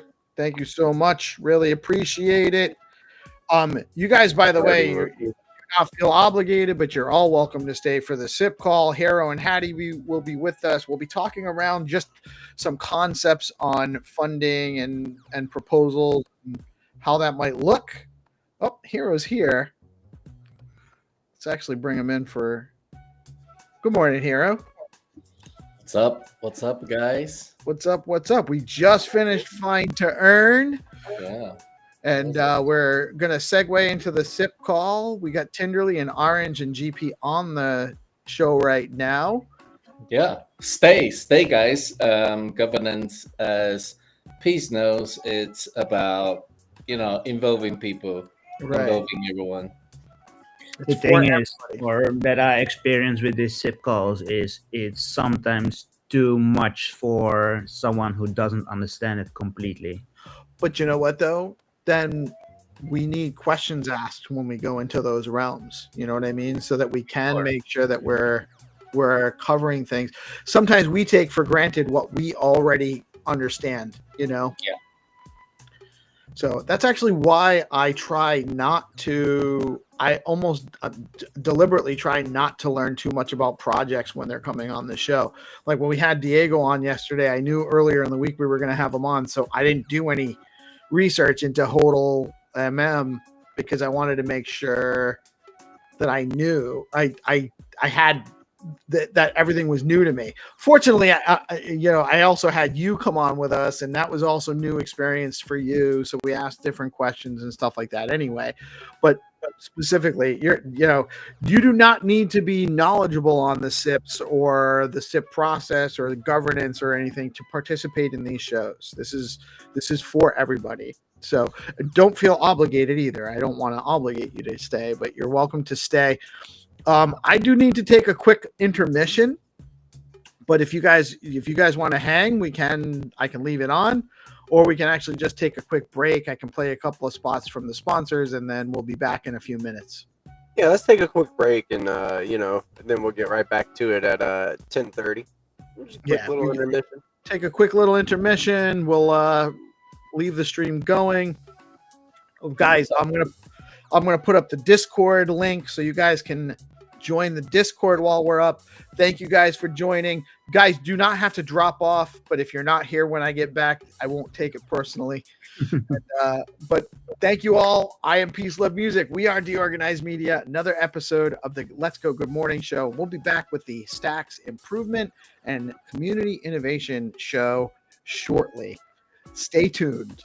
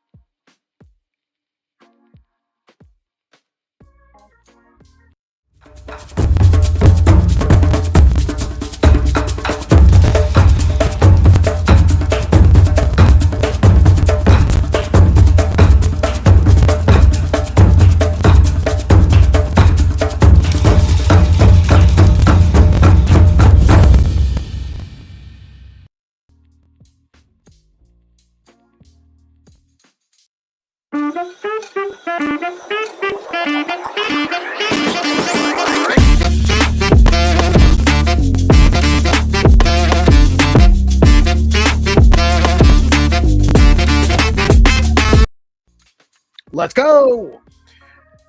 Good morning, everybody. We are here with another episode of the Stacks Improvement and Community Innovation Show with Hero Gamer and Haddy. We also have GPSC in the house with us today. What's up, my brother?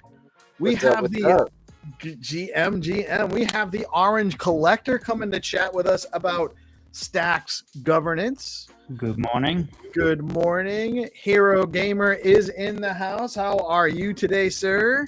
Good morning, guys. What's up? Man, Hey. how are y'all doing? How's governance looking in the Stacks ecosystem, Hero? I would say, like, after a big shipment, yeah, people gotta chill a little bit. Gotta take that necessary break. But yeah, I Sure. feel like yeah, it's going well. I think if we are talking, me and you, and GP and Haddy here, sharing with the community what we're talking about, I think it's a really healthy sign. Yeah, for sure. For sure. There's a lot of stuff that has transpired and a lot to come. So we got to just kind of, and it's in the middle of the summer too. Like it's a little bit slower today, all across the board. The morning space was a little slower. Our numbers are a little bit lower than usual this morning too, because we have been, it's summer vacation season too. Oh, Tinderly in the house. Tinderly is back. Tinderly's going to participate again as well. So what is on the agenda for today, Hero? So a little bit typically today, a little bit underprepared. Not gonna lie, been having too much fun with AI this week. Yeah, But- you know what though? There's so many cool things to do, and they all add value to the ecosystem and the network. So when there's not so much going on with governance, we find other things to play with. And honestly, the Stacks AI Guild has been a tremendous development.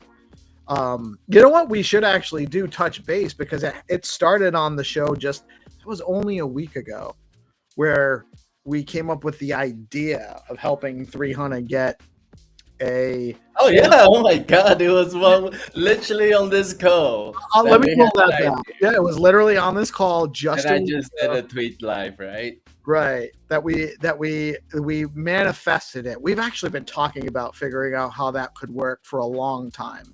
But Yeah. last week on the SIP call, we talked about it. He had joined us. It demonstrated the need because he kept falling off while he was trying to participate in the conversation. Yeah. And we're like, we got to get this fixed. The Yeah. community Well, responded, and it took. I've heard you guys talk about it on the show, or some Twitter Spaces, and I'm just a person who like if I hear too much of the same thing, and I know it's a good decision, I think you just gotta do it. So it just it kind of annoyed me, not to anybody's particular, but collectively, because we're so decentralized and no one can make no one just does it. So I don't believe in not having leadership. I believe having leadership, and things will get done. So just need somebody to jump out of the little shell and just say, just do it. Just gotta do it, man. Right. But honestly, it was amazing how fast the community responded. Yeah, I thought it would take 24 hours or less, or a few hours, at least. Right. And honestly, I think if we had gotten, you were so excited when we reached our goal that you announced it right away. If we had waited, we probably would have gotten a little bit more money. Yeah. I know we got a little bit more than our goal. Plus, I know some people actually gave him a little bit of support directly too. So it was a great initiative and support for somebody who's been contributing, been cranking in the ecosystem for a while, and well-deserved, and is a value add, by giving him that connectivity to be able to be online regularly, contributing to the space. It's a huge value. Force multiplier for our ecosystem, having him be able to be more productive. So it was a no-brainer for the ecosystem. It's a win-win situation, and that's what Stacks is about.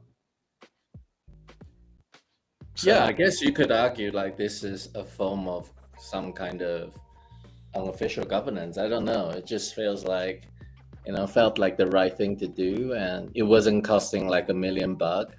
And it's just small money, but the positive impact you're gonna generate from this for Rihanna and for the rest of the ecosystem. It's just so obvious. I didn't need him to generate a plan and then say, oh yeah, unless you give me the plan, then we'll provide this, a forward-looking grant. It's just so obvious. So yeah, I think when things are just obvious, We shouldn't put bureaucracy in the place. And I really don't believe in too much bureaucracy. I don't believe in too much paperwork. I believe people's effort shouldn't be like having to manage people. Like people can self-manage. You don't need to put a bunch of managers in between because the productivities are just lost. Right, exactly. It just doesn't. It was a no-brainer. It's something that was supposed to happen a while ago, like, or could have happened a while ago. We were looking at it a while ago, but taking the initiative to make it happen is what was needed, and so it just culminated in the right time. But it's amazing that we're able to put that together, and I'd love to see. I would love to see more of that kind of thing happen out of this too. You know what? Actually, I wanted to ask Haddy if there's any updates on the organization of D Grant's proposal.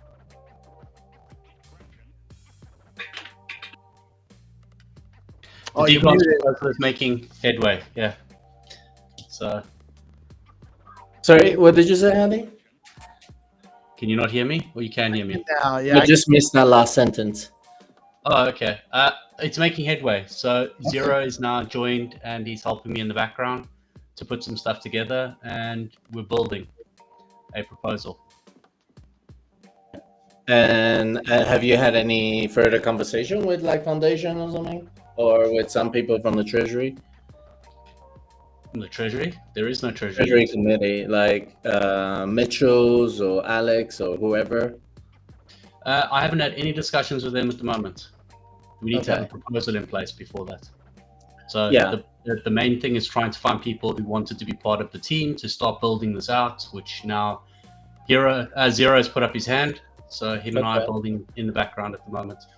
And so just on that, I know probably Foundation staff are probably starting to having a think about it. Mm-hmm. Like, so maybe it's good for you. I'll recommend you just like maybe just a notch, sync up a little bit and see where the mindset's at on different people. Yeah, perfect. Yeah, and it might actually even be helpful for you to bounce it off of Mitchell and or Alex. Yeah, for sure. Or you have a proposal, just say I'm working on the proposal, and is there anything that you guys are thinking about? Also, I had an interesting conversation with Landy yesterday. Landy is actually not going to be able to do TA with Landy on our show anymore, unfortunately, because he just signed a big deal with Goxstein Media, which is actually going to be Goxstein News Network, and he won't be able to participate in our show anymore because he's sold his rights. He'll still be able to come on, but we can't do a regular branded Landy show anymore because man, you mean he sold out?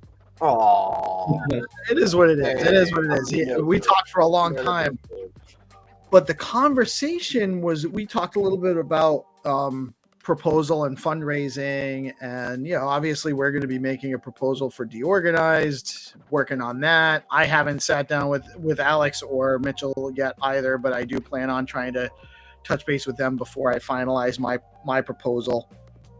But I had mentioned to Landy, while we were just talking about it in general, the idea of that we had for like a community node, and or getting the endowment to put up stacks for us to stack, and maybe permanent funding.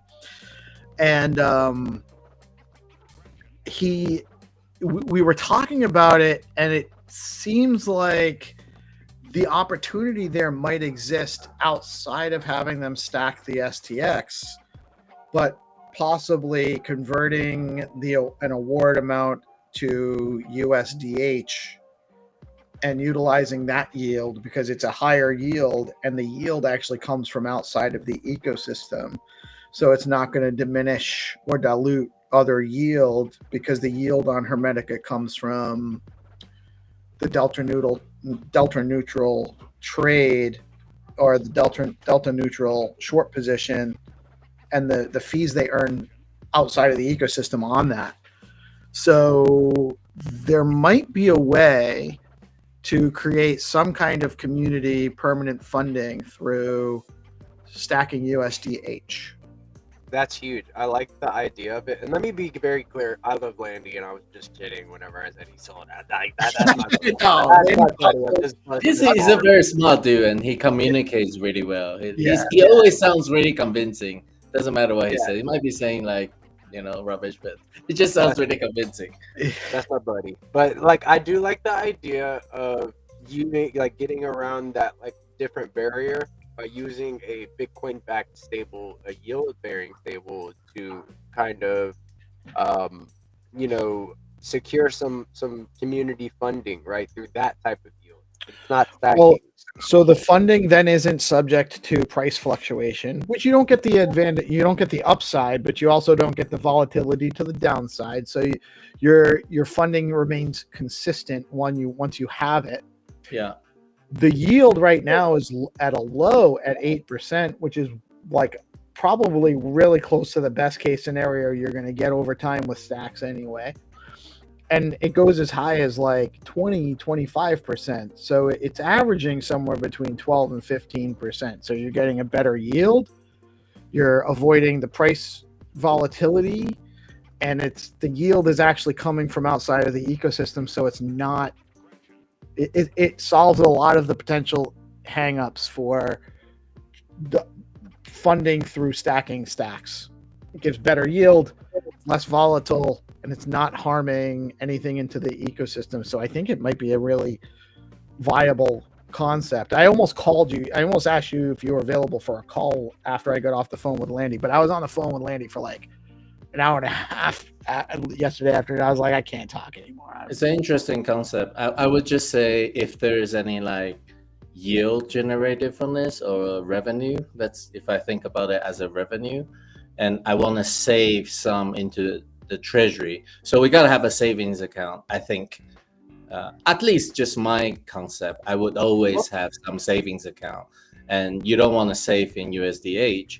You want to save in Bitcoin, but then maybe your spendings are USDH. Right. Well, the other thing is, like the stacks gets awarded or contracted or however gets any stacks that gets distributed is going to be spent. It's earmarked to be spent. So the stacks is going to have to hit the market at some point. But in this case, if it hits the market and buys USDH, then you're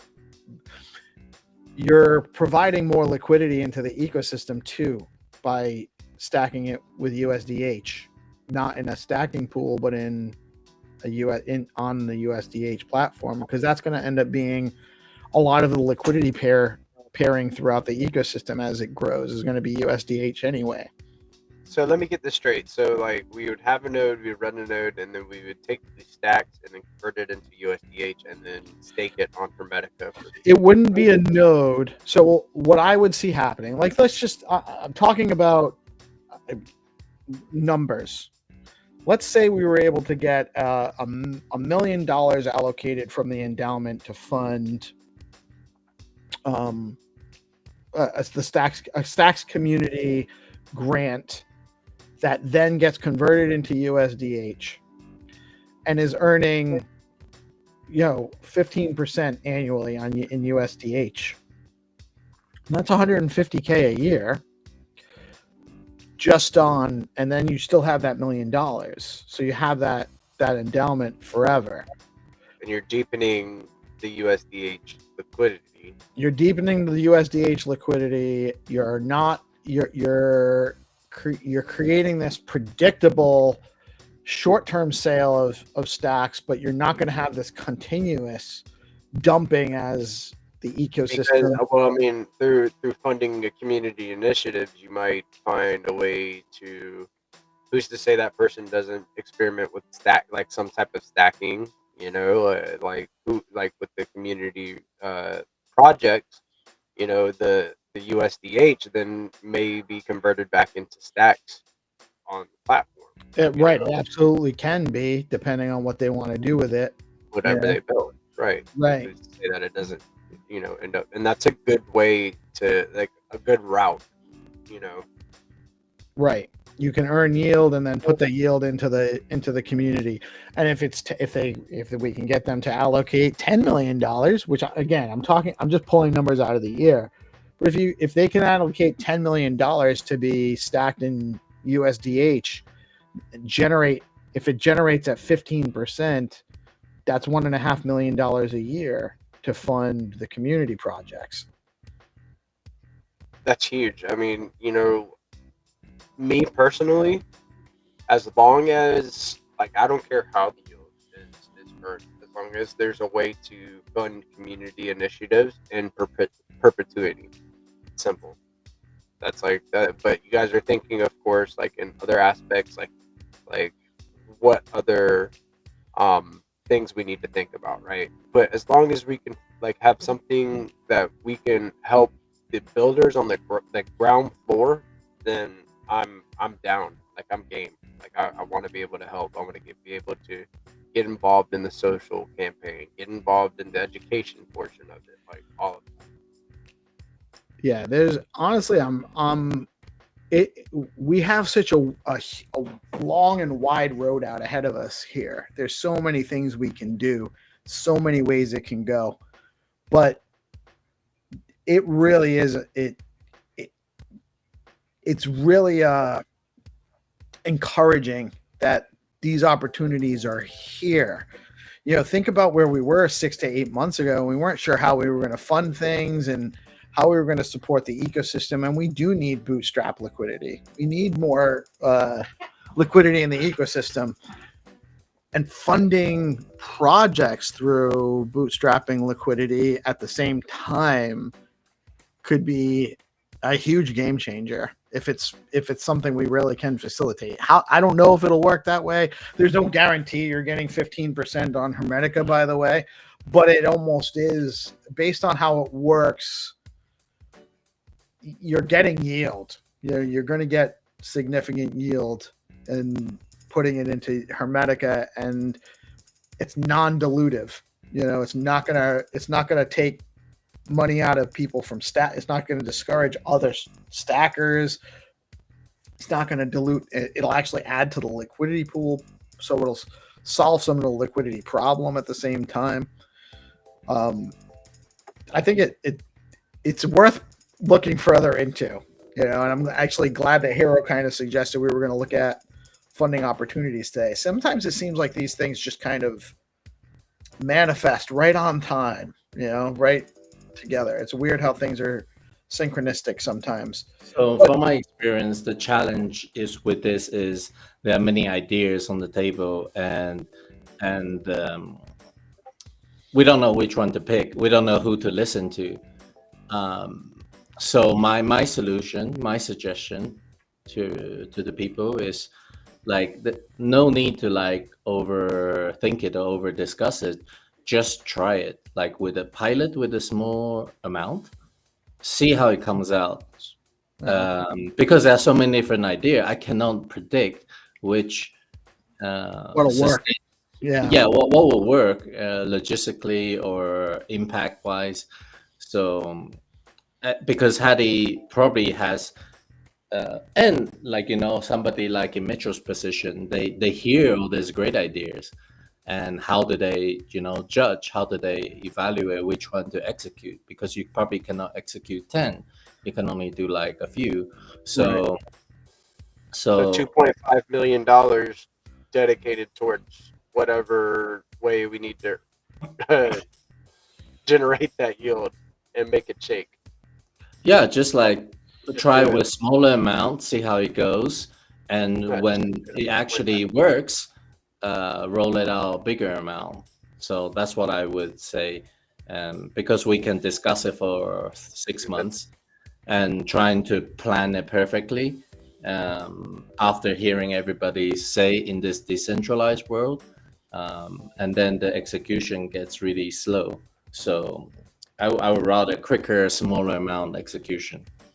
Is it possible to have some kind of a tier system, wherein how much did you contribute to the ecosystem already? And the thing is, if you get a small portion at first, so tier 1, you execute on it, you can show results, and you move up to tier 2, and then tier 3, etc. I mean, that's a little bit like the guild framework I'm trying to frame it, and also we need it for the governance working group. So let's just take you as an example, Orange. If let's say you get onboarded today into this governance working group, and if you actually do real work, you would eventually be moved up to the next level, and the next level, and the next level, and we have like 5 levels right now. So you will start from level 1 or level 0, and based on the things that the governance working group needs, you will be able to, well, either we identify certain needs, or you just come up with an idea of what you think we need, and then just do it. Okay. Yeah, I'm trying to comprehend it. Yeah, because sometimes we don't know what we need until somebody tries it. So Yeah, exactly. I like to leave some blue sky thinking. In fact, the organized media from Peace Love was submitted on the blue sky track in Degrants 2. We didn't know we need a media thing in Degrants 2. We thought just found the builder, just found NFT projects, just make people happy, fund developers, build some minor infrastructures. We had no idea we need like some media arm that could be so impactful, which actually now we are talking as a group about governance through this media arm. So this media arm is turning into also a community town hall of some kind that actually test builder stuff, help them, give them feedback like live. So like we didn't know we need this. So there's a lot of things in governance working group that, okay, how do you make Stacks governance better, from education, from needing new standards? These are the common things that we know of. And if you think there are better ways to do it, then you can come up with an idea and just try it. And if it works, maybe we can reward some people for their work. Yeah, sounds very interesting. The thing is that I'm trying to establish is, if you are talking about 1 million, 2 million, whatever amount, how do you decide who gets which part of that? Well, you'd have to establish. So what I actually think makes sense is that we establish a community council. I think that actually is probably a step we need. That would be like a community governance entity to oversee the community funds. We don't have to do that. We could just leave it open-ended and just have random people from the community making proposals to the foundation or to the endowment and getting their funding that way. Like D Grants is going to be an entity. They're making a proposal. They're going to have funding for a specific process. But I think the establishment of a community council to kind of be the bridge between the community and these various community-oriented projects would be it's interesting. I say that, but anytime you create something like that, it requires people to participate. And what's their incentive to participate, and how much time do they have, and if they're being compensated or not will affect how effective it can be. Such an entity, I do think that it would be a good idea, but I don't have the time to put it all together as a proposal myself. I'd be happy to serve on such an entity, but I don't know, who would be willing, who's interested, who wants to participate. Like, I could see everyone in this chat being a part of something like that, but I don't know, who's got the time, what is the entity tasked with, how does it get structured, there's a lot of work there in something like that. But I do think that you need something like, your question belies that we need something like this to kind of oversee spending for a community project like that. Yeah, so I'm just putting my consultancy hat on. If I'm seeing this from an outsider and I'm going to a company that has this kind of problem, then you will advise them to make things that you can touch them. It must be visible for everyone what is expected. So if you are saying everyone can put in a request or say, I'm going to make this, and that, but what are the accomplishments that you are going to trying to achieve? And in which metrics are you going to look? Did this person or this group get to these metrics? And then they can go to the next step. So how can you make things more transparent as well? Haddy, what do you think? Yeah. When you say by metrics, what specifically do you mean in metrics? You mean by people who are putting proposals in? Or we're talking about people who are supporting the project? Yeah, so just let's say we take the organized as an example. And the organized says, okay, I'm going to become a media part of Stacks. That's a good idea. But how do we measure if they have any impact? Okay, so my target is to have in the first month 10 people who are listening on average daily. And then if you can check that box and say, okay, they have done that, they have achieved this within a small window, like 5% is up or down, then you can move to the next step. Okay, what are you going to do next for the ecosystem? Okay, I'm going to create another interviewer like Mel, and she is going to bring in 100 people in the next 6 months. And then you can track that and see if the targets are being met within a specific window. And then you can give more money because they have proven themselves. Right. There's all sorts of metrics you can put into something like that too. I'm sorry, Haddy, go ahead.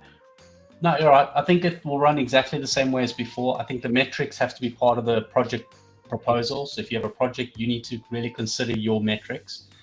The low-hanging fruit is obviously TVL and wallet activation. But again, those are so easy to game, and each project has to be taken, as Mel said before, Peace has said, and I've said it. Each project will be pretty unique. Deorganized media is a unique example of that. So moving to what does success look like? So I've spoken about this often, and Tinderly can talk to this as well. I've spoken in Stacks Africa space about this. What does success look like to you, and how are you going to measure that? So what are the metrics by which you're going to measure your success? And then obviously the same as D-Grants before, with having milestones. So I meet X, then I've hit milestone 1, then I've hit milestone 2, hit milestone 3. And you're writing what you started out by saying is people who've been in the ecosystem longer may have more opportunity, and other ones who are brand new in the system may not have as much reputation. Therefore, their milestones will be looked at very differently. So in D-Grants 2, for instance, we have people who were 50 and 50. So 50% upfront and 50% on completion, where other projects were a lot less. And it also depended on the value. Yeah, that's exactly what I was talking about, but put better into words. So just one additional commentary there. I think it's all are correct, and I think what would be higher ROI is to this from my experience, and Haddy is going to experience that too, or whoever running the grants, is that it's a lot of overhead to administrate these milestones, and because it's forward looking, it's really hard to know even for the person submitting, is like writing a business plan, and then basically when you actually do the business, everything changes. Nothing goes according to the plan. So and the operator has to manage all those changes. It's a lot of work. So yeah, it's gotta be a mix of just rewarding people for the things that are already done that are impactful. So rather than trying to track everything in the future, I think it's got to be a mix of forward-looking grants and backwards-looking grants, so that it's not so operationally heavy. That's fair. So I got two questions for the group. I like what we're touching on, like what does success look like, and what are the metrics. So I think we need it for the governance working group. So I just want to put it out there. And the second question actually is I wanted to talk about a little bit about how to sync up with the way we would go about organizing funding for the working group or the governance side of things. So Haddy, we had a track in DGrants 2 of governance. And if we have a governance budget right now, like let's say from the Treasury, dedicated governance budget, would we actually just did what we did last time, or would we separate that governance application out to somewhere else? So I want to hear your thoughts, because it's something that I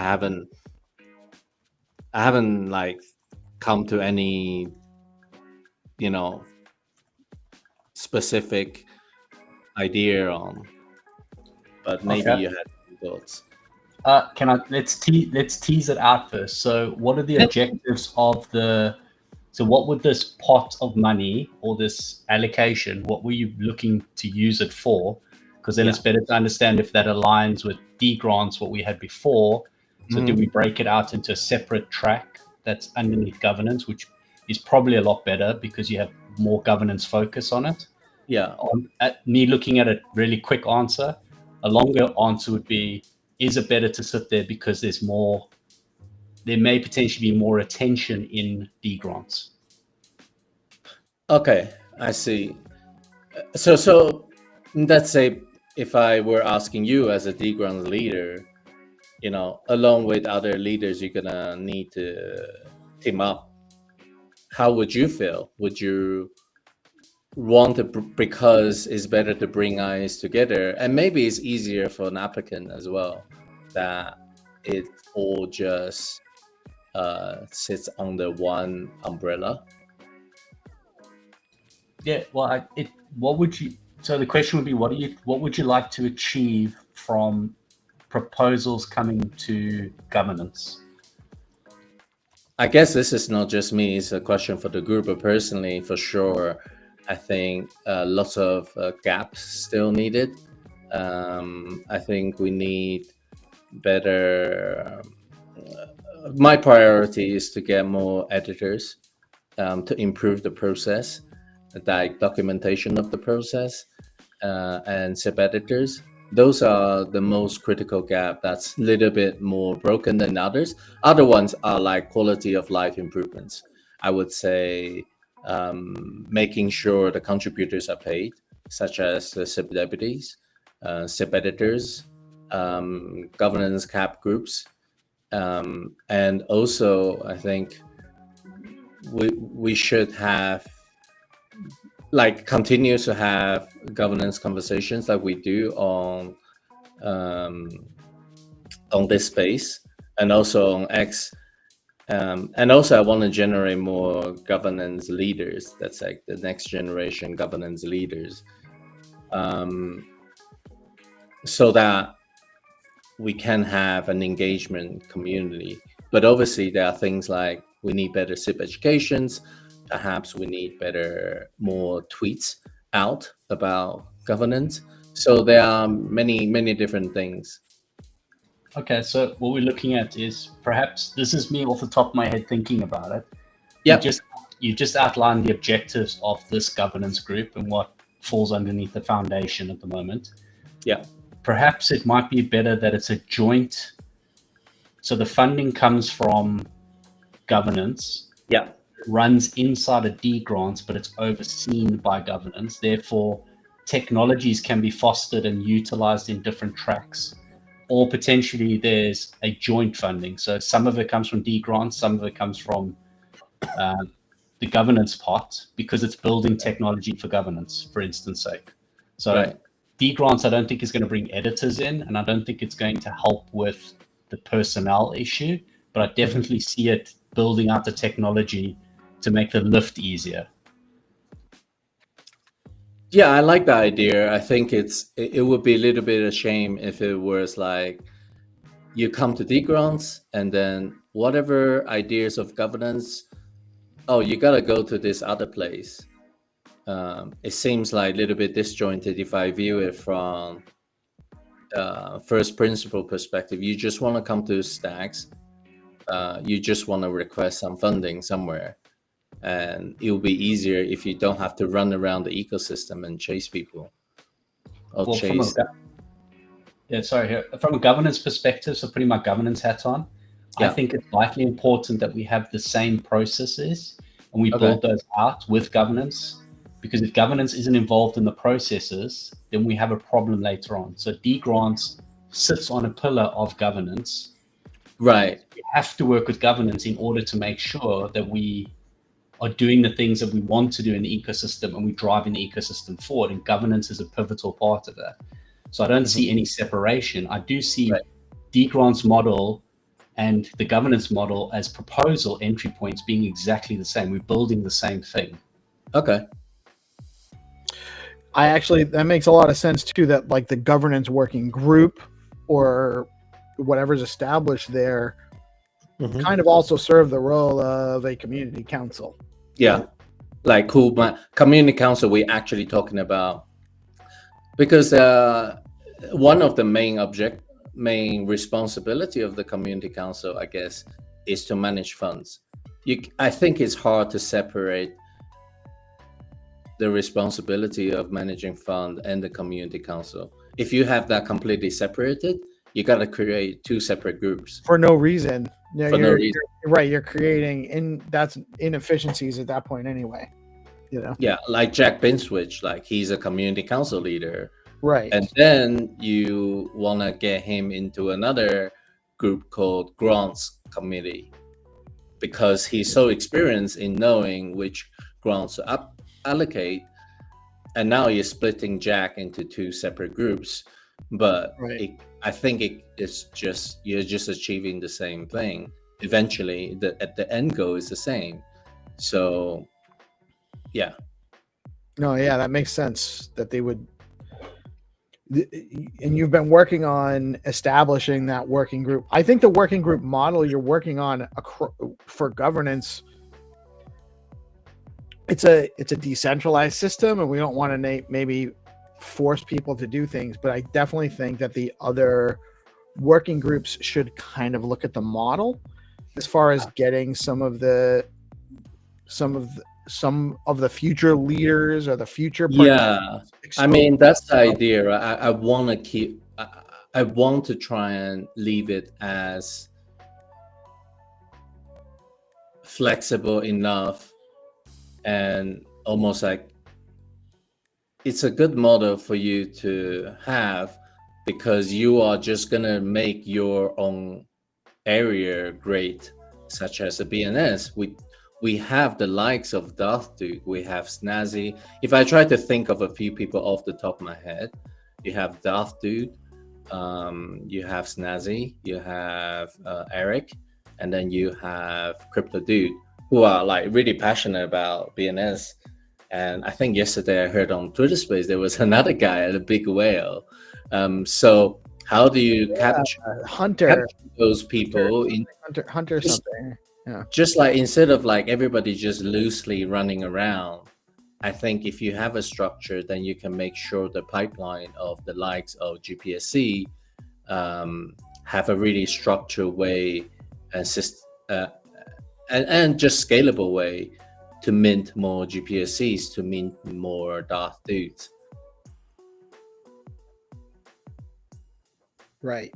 Just a somewhere to send them to participate so that they can get more acquainted with those processes, or an onboarding mechanism to get them engaged. So it's almost like unofficial decentralized hierarchy structure. Not hierarchy, but a funnel structure to take somebody from new to becoming like GP or becoming like Jack. And we historically never had that. It's always been we have a lot of different standards of groups. And I just hope with what I'm thinking with the governance working group and with the AI Guild, we can have better structure. So when you come in next year, Peace Love, because when you come in, you just like took on certain roles.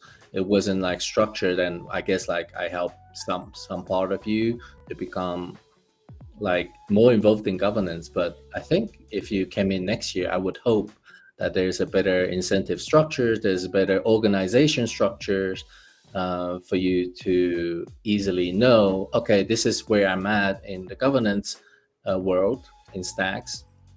I want to push myself to the top level, and here are things that you can do that we already identified as a group for young Peace Love to do.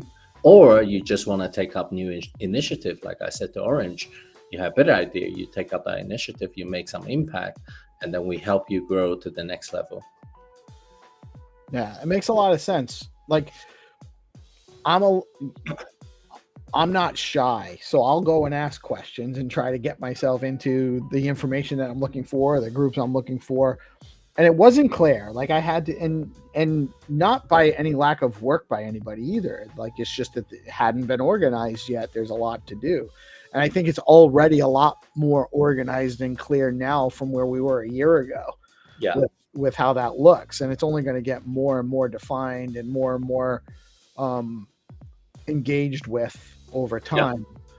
But so, we also don't want to we don't want to require it to be ecosystem wide. Yeah. So just to bring it back to the conversation with Haddy, because that's you're thinking about the grants. So are you still thinking about having Twitter Spaces and having like stewards, or how are you thinking about that, so that I can also sync that up to the governance working group? Yeah, I think the model that you've created is really good, and I really like the model. So I think that would probably be a starting point for thinking about how to build out, if you're talking about the personnel and the support aspect of it, that would be one of the ones I would probably look to utilize as well, to try and, we need standardization. It may be a bad word, but we do need some form of standardization to make it really easy for people to understand how things work. So I'd probably try and look to be as similar as possible to what you've created for, I don't know if, I think most people have seen the document. So roughly you would like to have somebody from a personnel on governance hosting Twitter spaces weekly? Is that still what you're thinking, or are you changing that, or yeah? As far as Twitter spaces, I'm not sure if Twitter spaces will probably have to be the go at the moment, because I think, like we've experienced with 300, not everyone has the connectivity that has the luxury of the connectivity we have. So in order to make sure that it's the most accessible to everyone, we have spaces is probably the easiest way to engage people. Plus we need to get them on stage, and I would like to also have video, because I think it's a different format, but it's more personable. So I'll probably be looking at video as well. The value of video is that you have something that lasts. Like you can make clips out of it, so it gives you more content after the fact. But you do need the spaces, is where that's the biggest value add to D grants wasn't the money. It was the network effect, the participation that everyone was able to kind of almost own all of the project to some degree if they wanted to. If they were interested, they could participate, they could add value, they could get engaged in the conversation, get to know who was building what. That was really the hugest, in my opinion, the hugest value. Not that there wasn't value into helping support developers and building products and building stuff that expands the ecosystem, but I would absolutely include Spaces on X as part of the model for D grants moving forward, because it's just a different engagement level than we get on the live streams. Yeah, so here are the spaces. Thank you, Peace. The spaces are, because it's the first point of engagement and the lowest place, but there's a lot more engagement there. And video is, like Peace said, you've got content, but it's also because the algorithms push video. So X pushes video a lot more. So it's really trying to play to get as much exposure on the one end, but also have the opportunity to engage people where they're at. So spaces is probably, and spaces are a longer format as well. Cool. I want to hear from the new people, Tinderly and Orange. What are you guys, what's on your head when you think about all this stuff when we're talking all this, subjects? Yeah. So one thing that is popping into my head is we have a lot of people with a lot of ideas fragmented over different ecosystems. And if we just look at stacks, even in the stacks ecosystem, it's a lot of people doing their own thing, fragmented. How can you make sure that what is needed and what other people can make is coming together? And one of the things that is the things that I usually use for pricing is the Van Westerdrop pricing model. And I'm just curious if you can apply that to what is needed and what is being built. Can you elaborate on that? What do you mean? Yeah, I was about to say, can you give us a short recap of it? Yeah, or maybe if you want to show us, share your screen or something. Yeah, sure. Give me 1 second. It's a super interesting concept. Yeah. So I'm not sure. Yeah.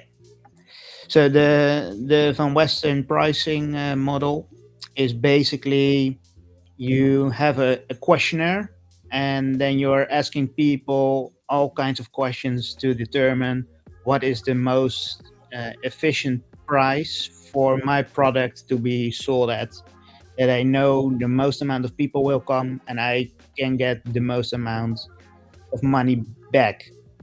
So there are people that are showing I don't want to buy it at 0, and there are people are showing I want to 100% buy it at $0. So it sounds like some kind of, in the business world, like the price elasticity of demand kind of stuff. Yeah, exactly. But my experience with the Van Westerdrop pricing model is that it is more taking more things into account to come to a general consensus, or as they call it, acceptable price range. So how are you thinking applying that to what we talked about? Yeah, so that's the next point, is if people are building on the left side, but the other the users of the stacks ecosystem are on the right side, how do you come together in the acceptable price range, or however you want to call it, and basically come to this point here, that the most amount of people are coming here to create, and the most amount of people or users are coming here to use that product. So just what it's a convergence. Yeah. So what actually could help is, from my experience, like Twitter Spaces, where you make sure the developers and the consumers are talking in the same room, because very often the builders they are heads down building their code, but they aren't talking to the consumers, and leveraging the Twitter Spaces more regularly. I think we could find some convergence But that's one method. I don't know if there's any other methods. That's exactly what you are describing is exactly what I think should be happening. The conversation between builders and users. Yeah, so that does happen already on the organized already, but it actually used to happen a lot on Degrants. I don't know if you guys remember Haddy and Peace. So when the builders were coming up with their ideas about how to build, and actually the users was like talking about all their idea, what they want to see, but they don't know how to do it. But they know this is what's needed in the ecosystem. Then when they talk, they suddenly have like a really good conversation about, okay, you know what's needed, I know how to do it, how about let's collaborate? And then they move from A to B together, and they find that point C basically. And this actually did happen a lot on the Degrant spaces, because what happened was we had a model where on Monday it was art, on Tuesday it was BNS, on Wednesday it was developer, on Thursday it was governance, on Friday it was like all hands call. So every track leaders would come together, sharing what's up basically, and so that there's a synchronization there. But the stuff that you're talking specifically, we basically had a bunch of developers that came on spaces for the developers track, but quite often they would actually tune in into the artist track, and then they would actually get on spaces, talk to the artists, and the artists know what they want, and the developers know how to achieve what they want, and then that's how things came together. Interesting. Yeah.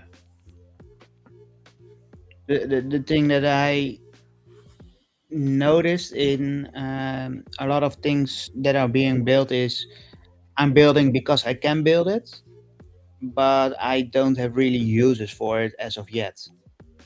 And how can you say it again? So I'm built as a developer. I can build whatever I want, what I'm thinking of. Yeah.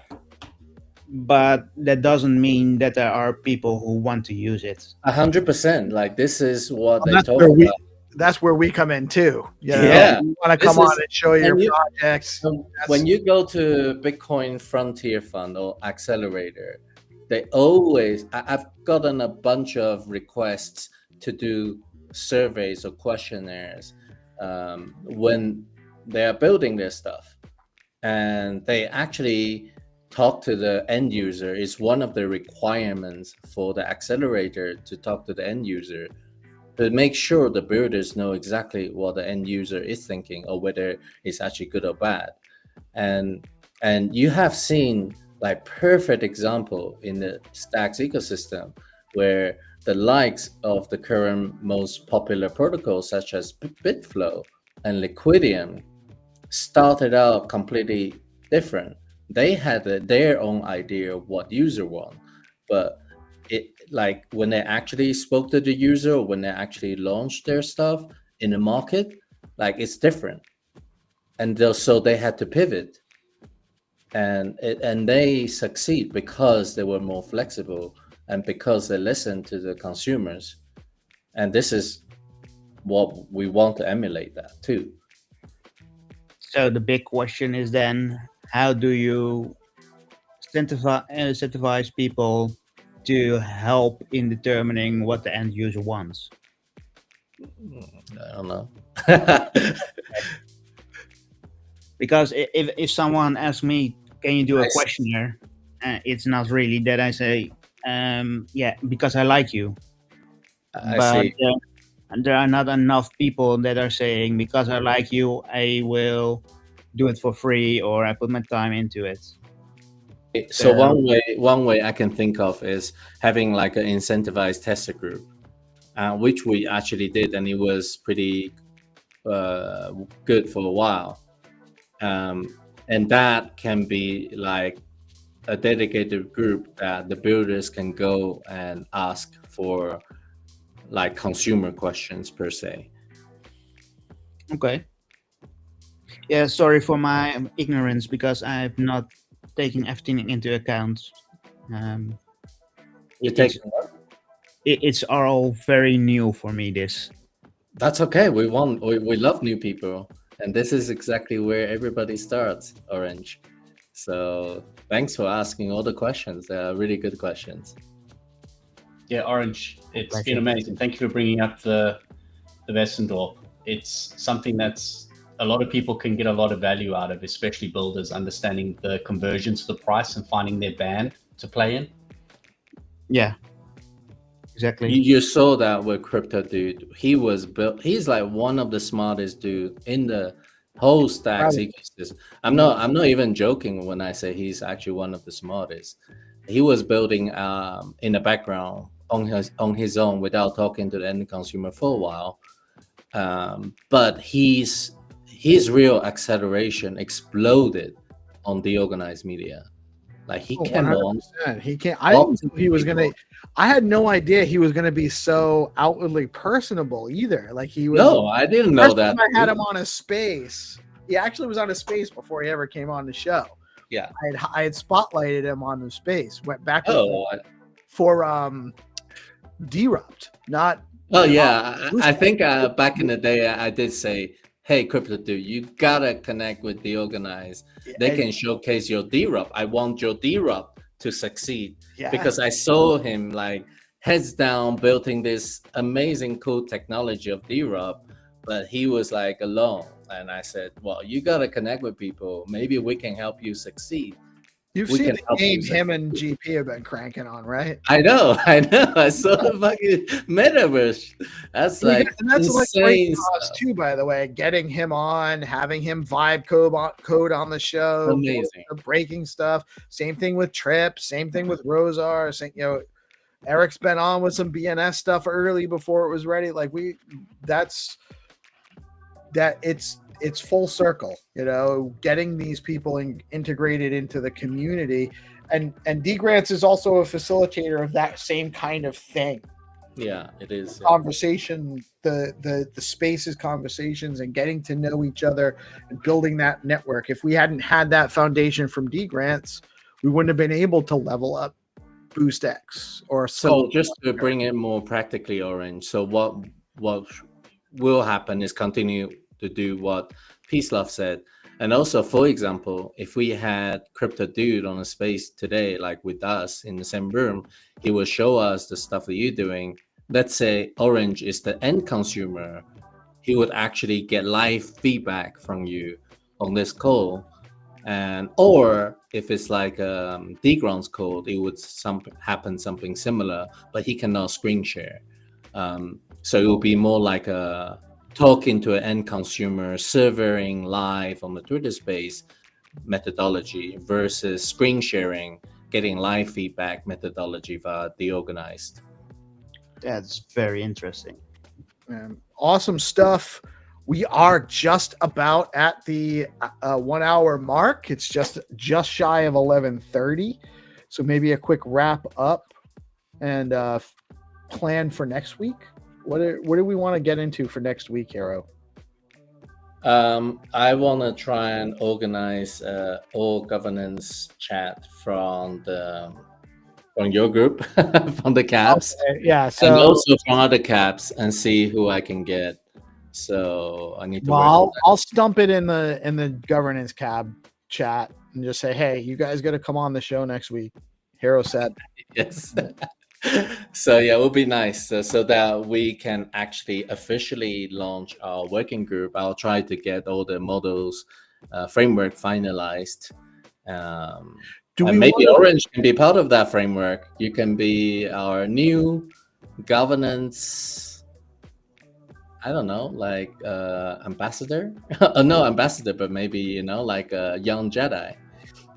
Just hit me up. We can talk about it. I'm all for it. That's awesome.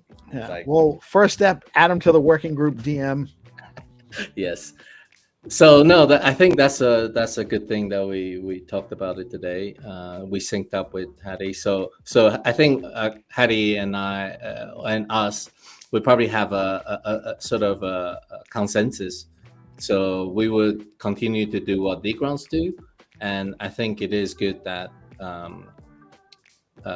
if governance has like almost like a partnership, but it's just like the funding from the from the governance funding, to be honest. Right on, right on. Any Haddy, any last words? No, nothing. I've just the one thing I was looking at was, is there anything we need to complete for next week's meetings? Because I know we were talking about proposals, having the editors' roles and other roles set down in writing, or are we going to skip that for now and see where we land? I think for now, just I think there's nothing that you have to do for next week. I think you guys should probably just focus on facilitating your SIP authors. So whatever they need help on, I think if you guys can focus that, and I'll focus on getting the rest of the working group structure and the roles established. So yeah, I'll take that responsibility up, and you guys focus on other things. Cool. All right. How does that sound, Haddy?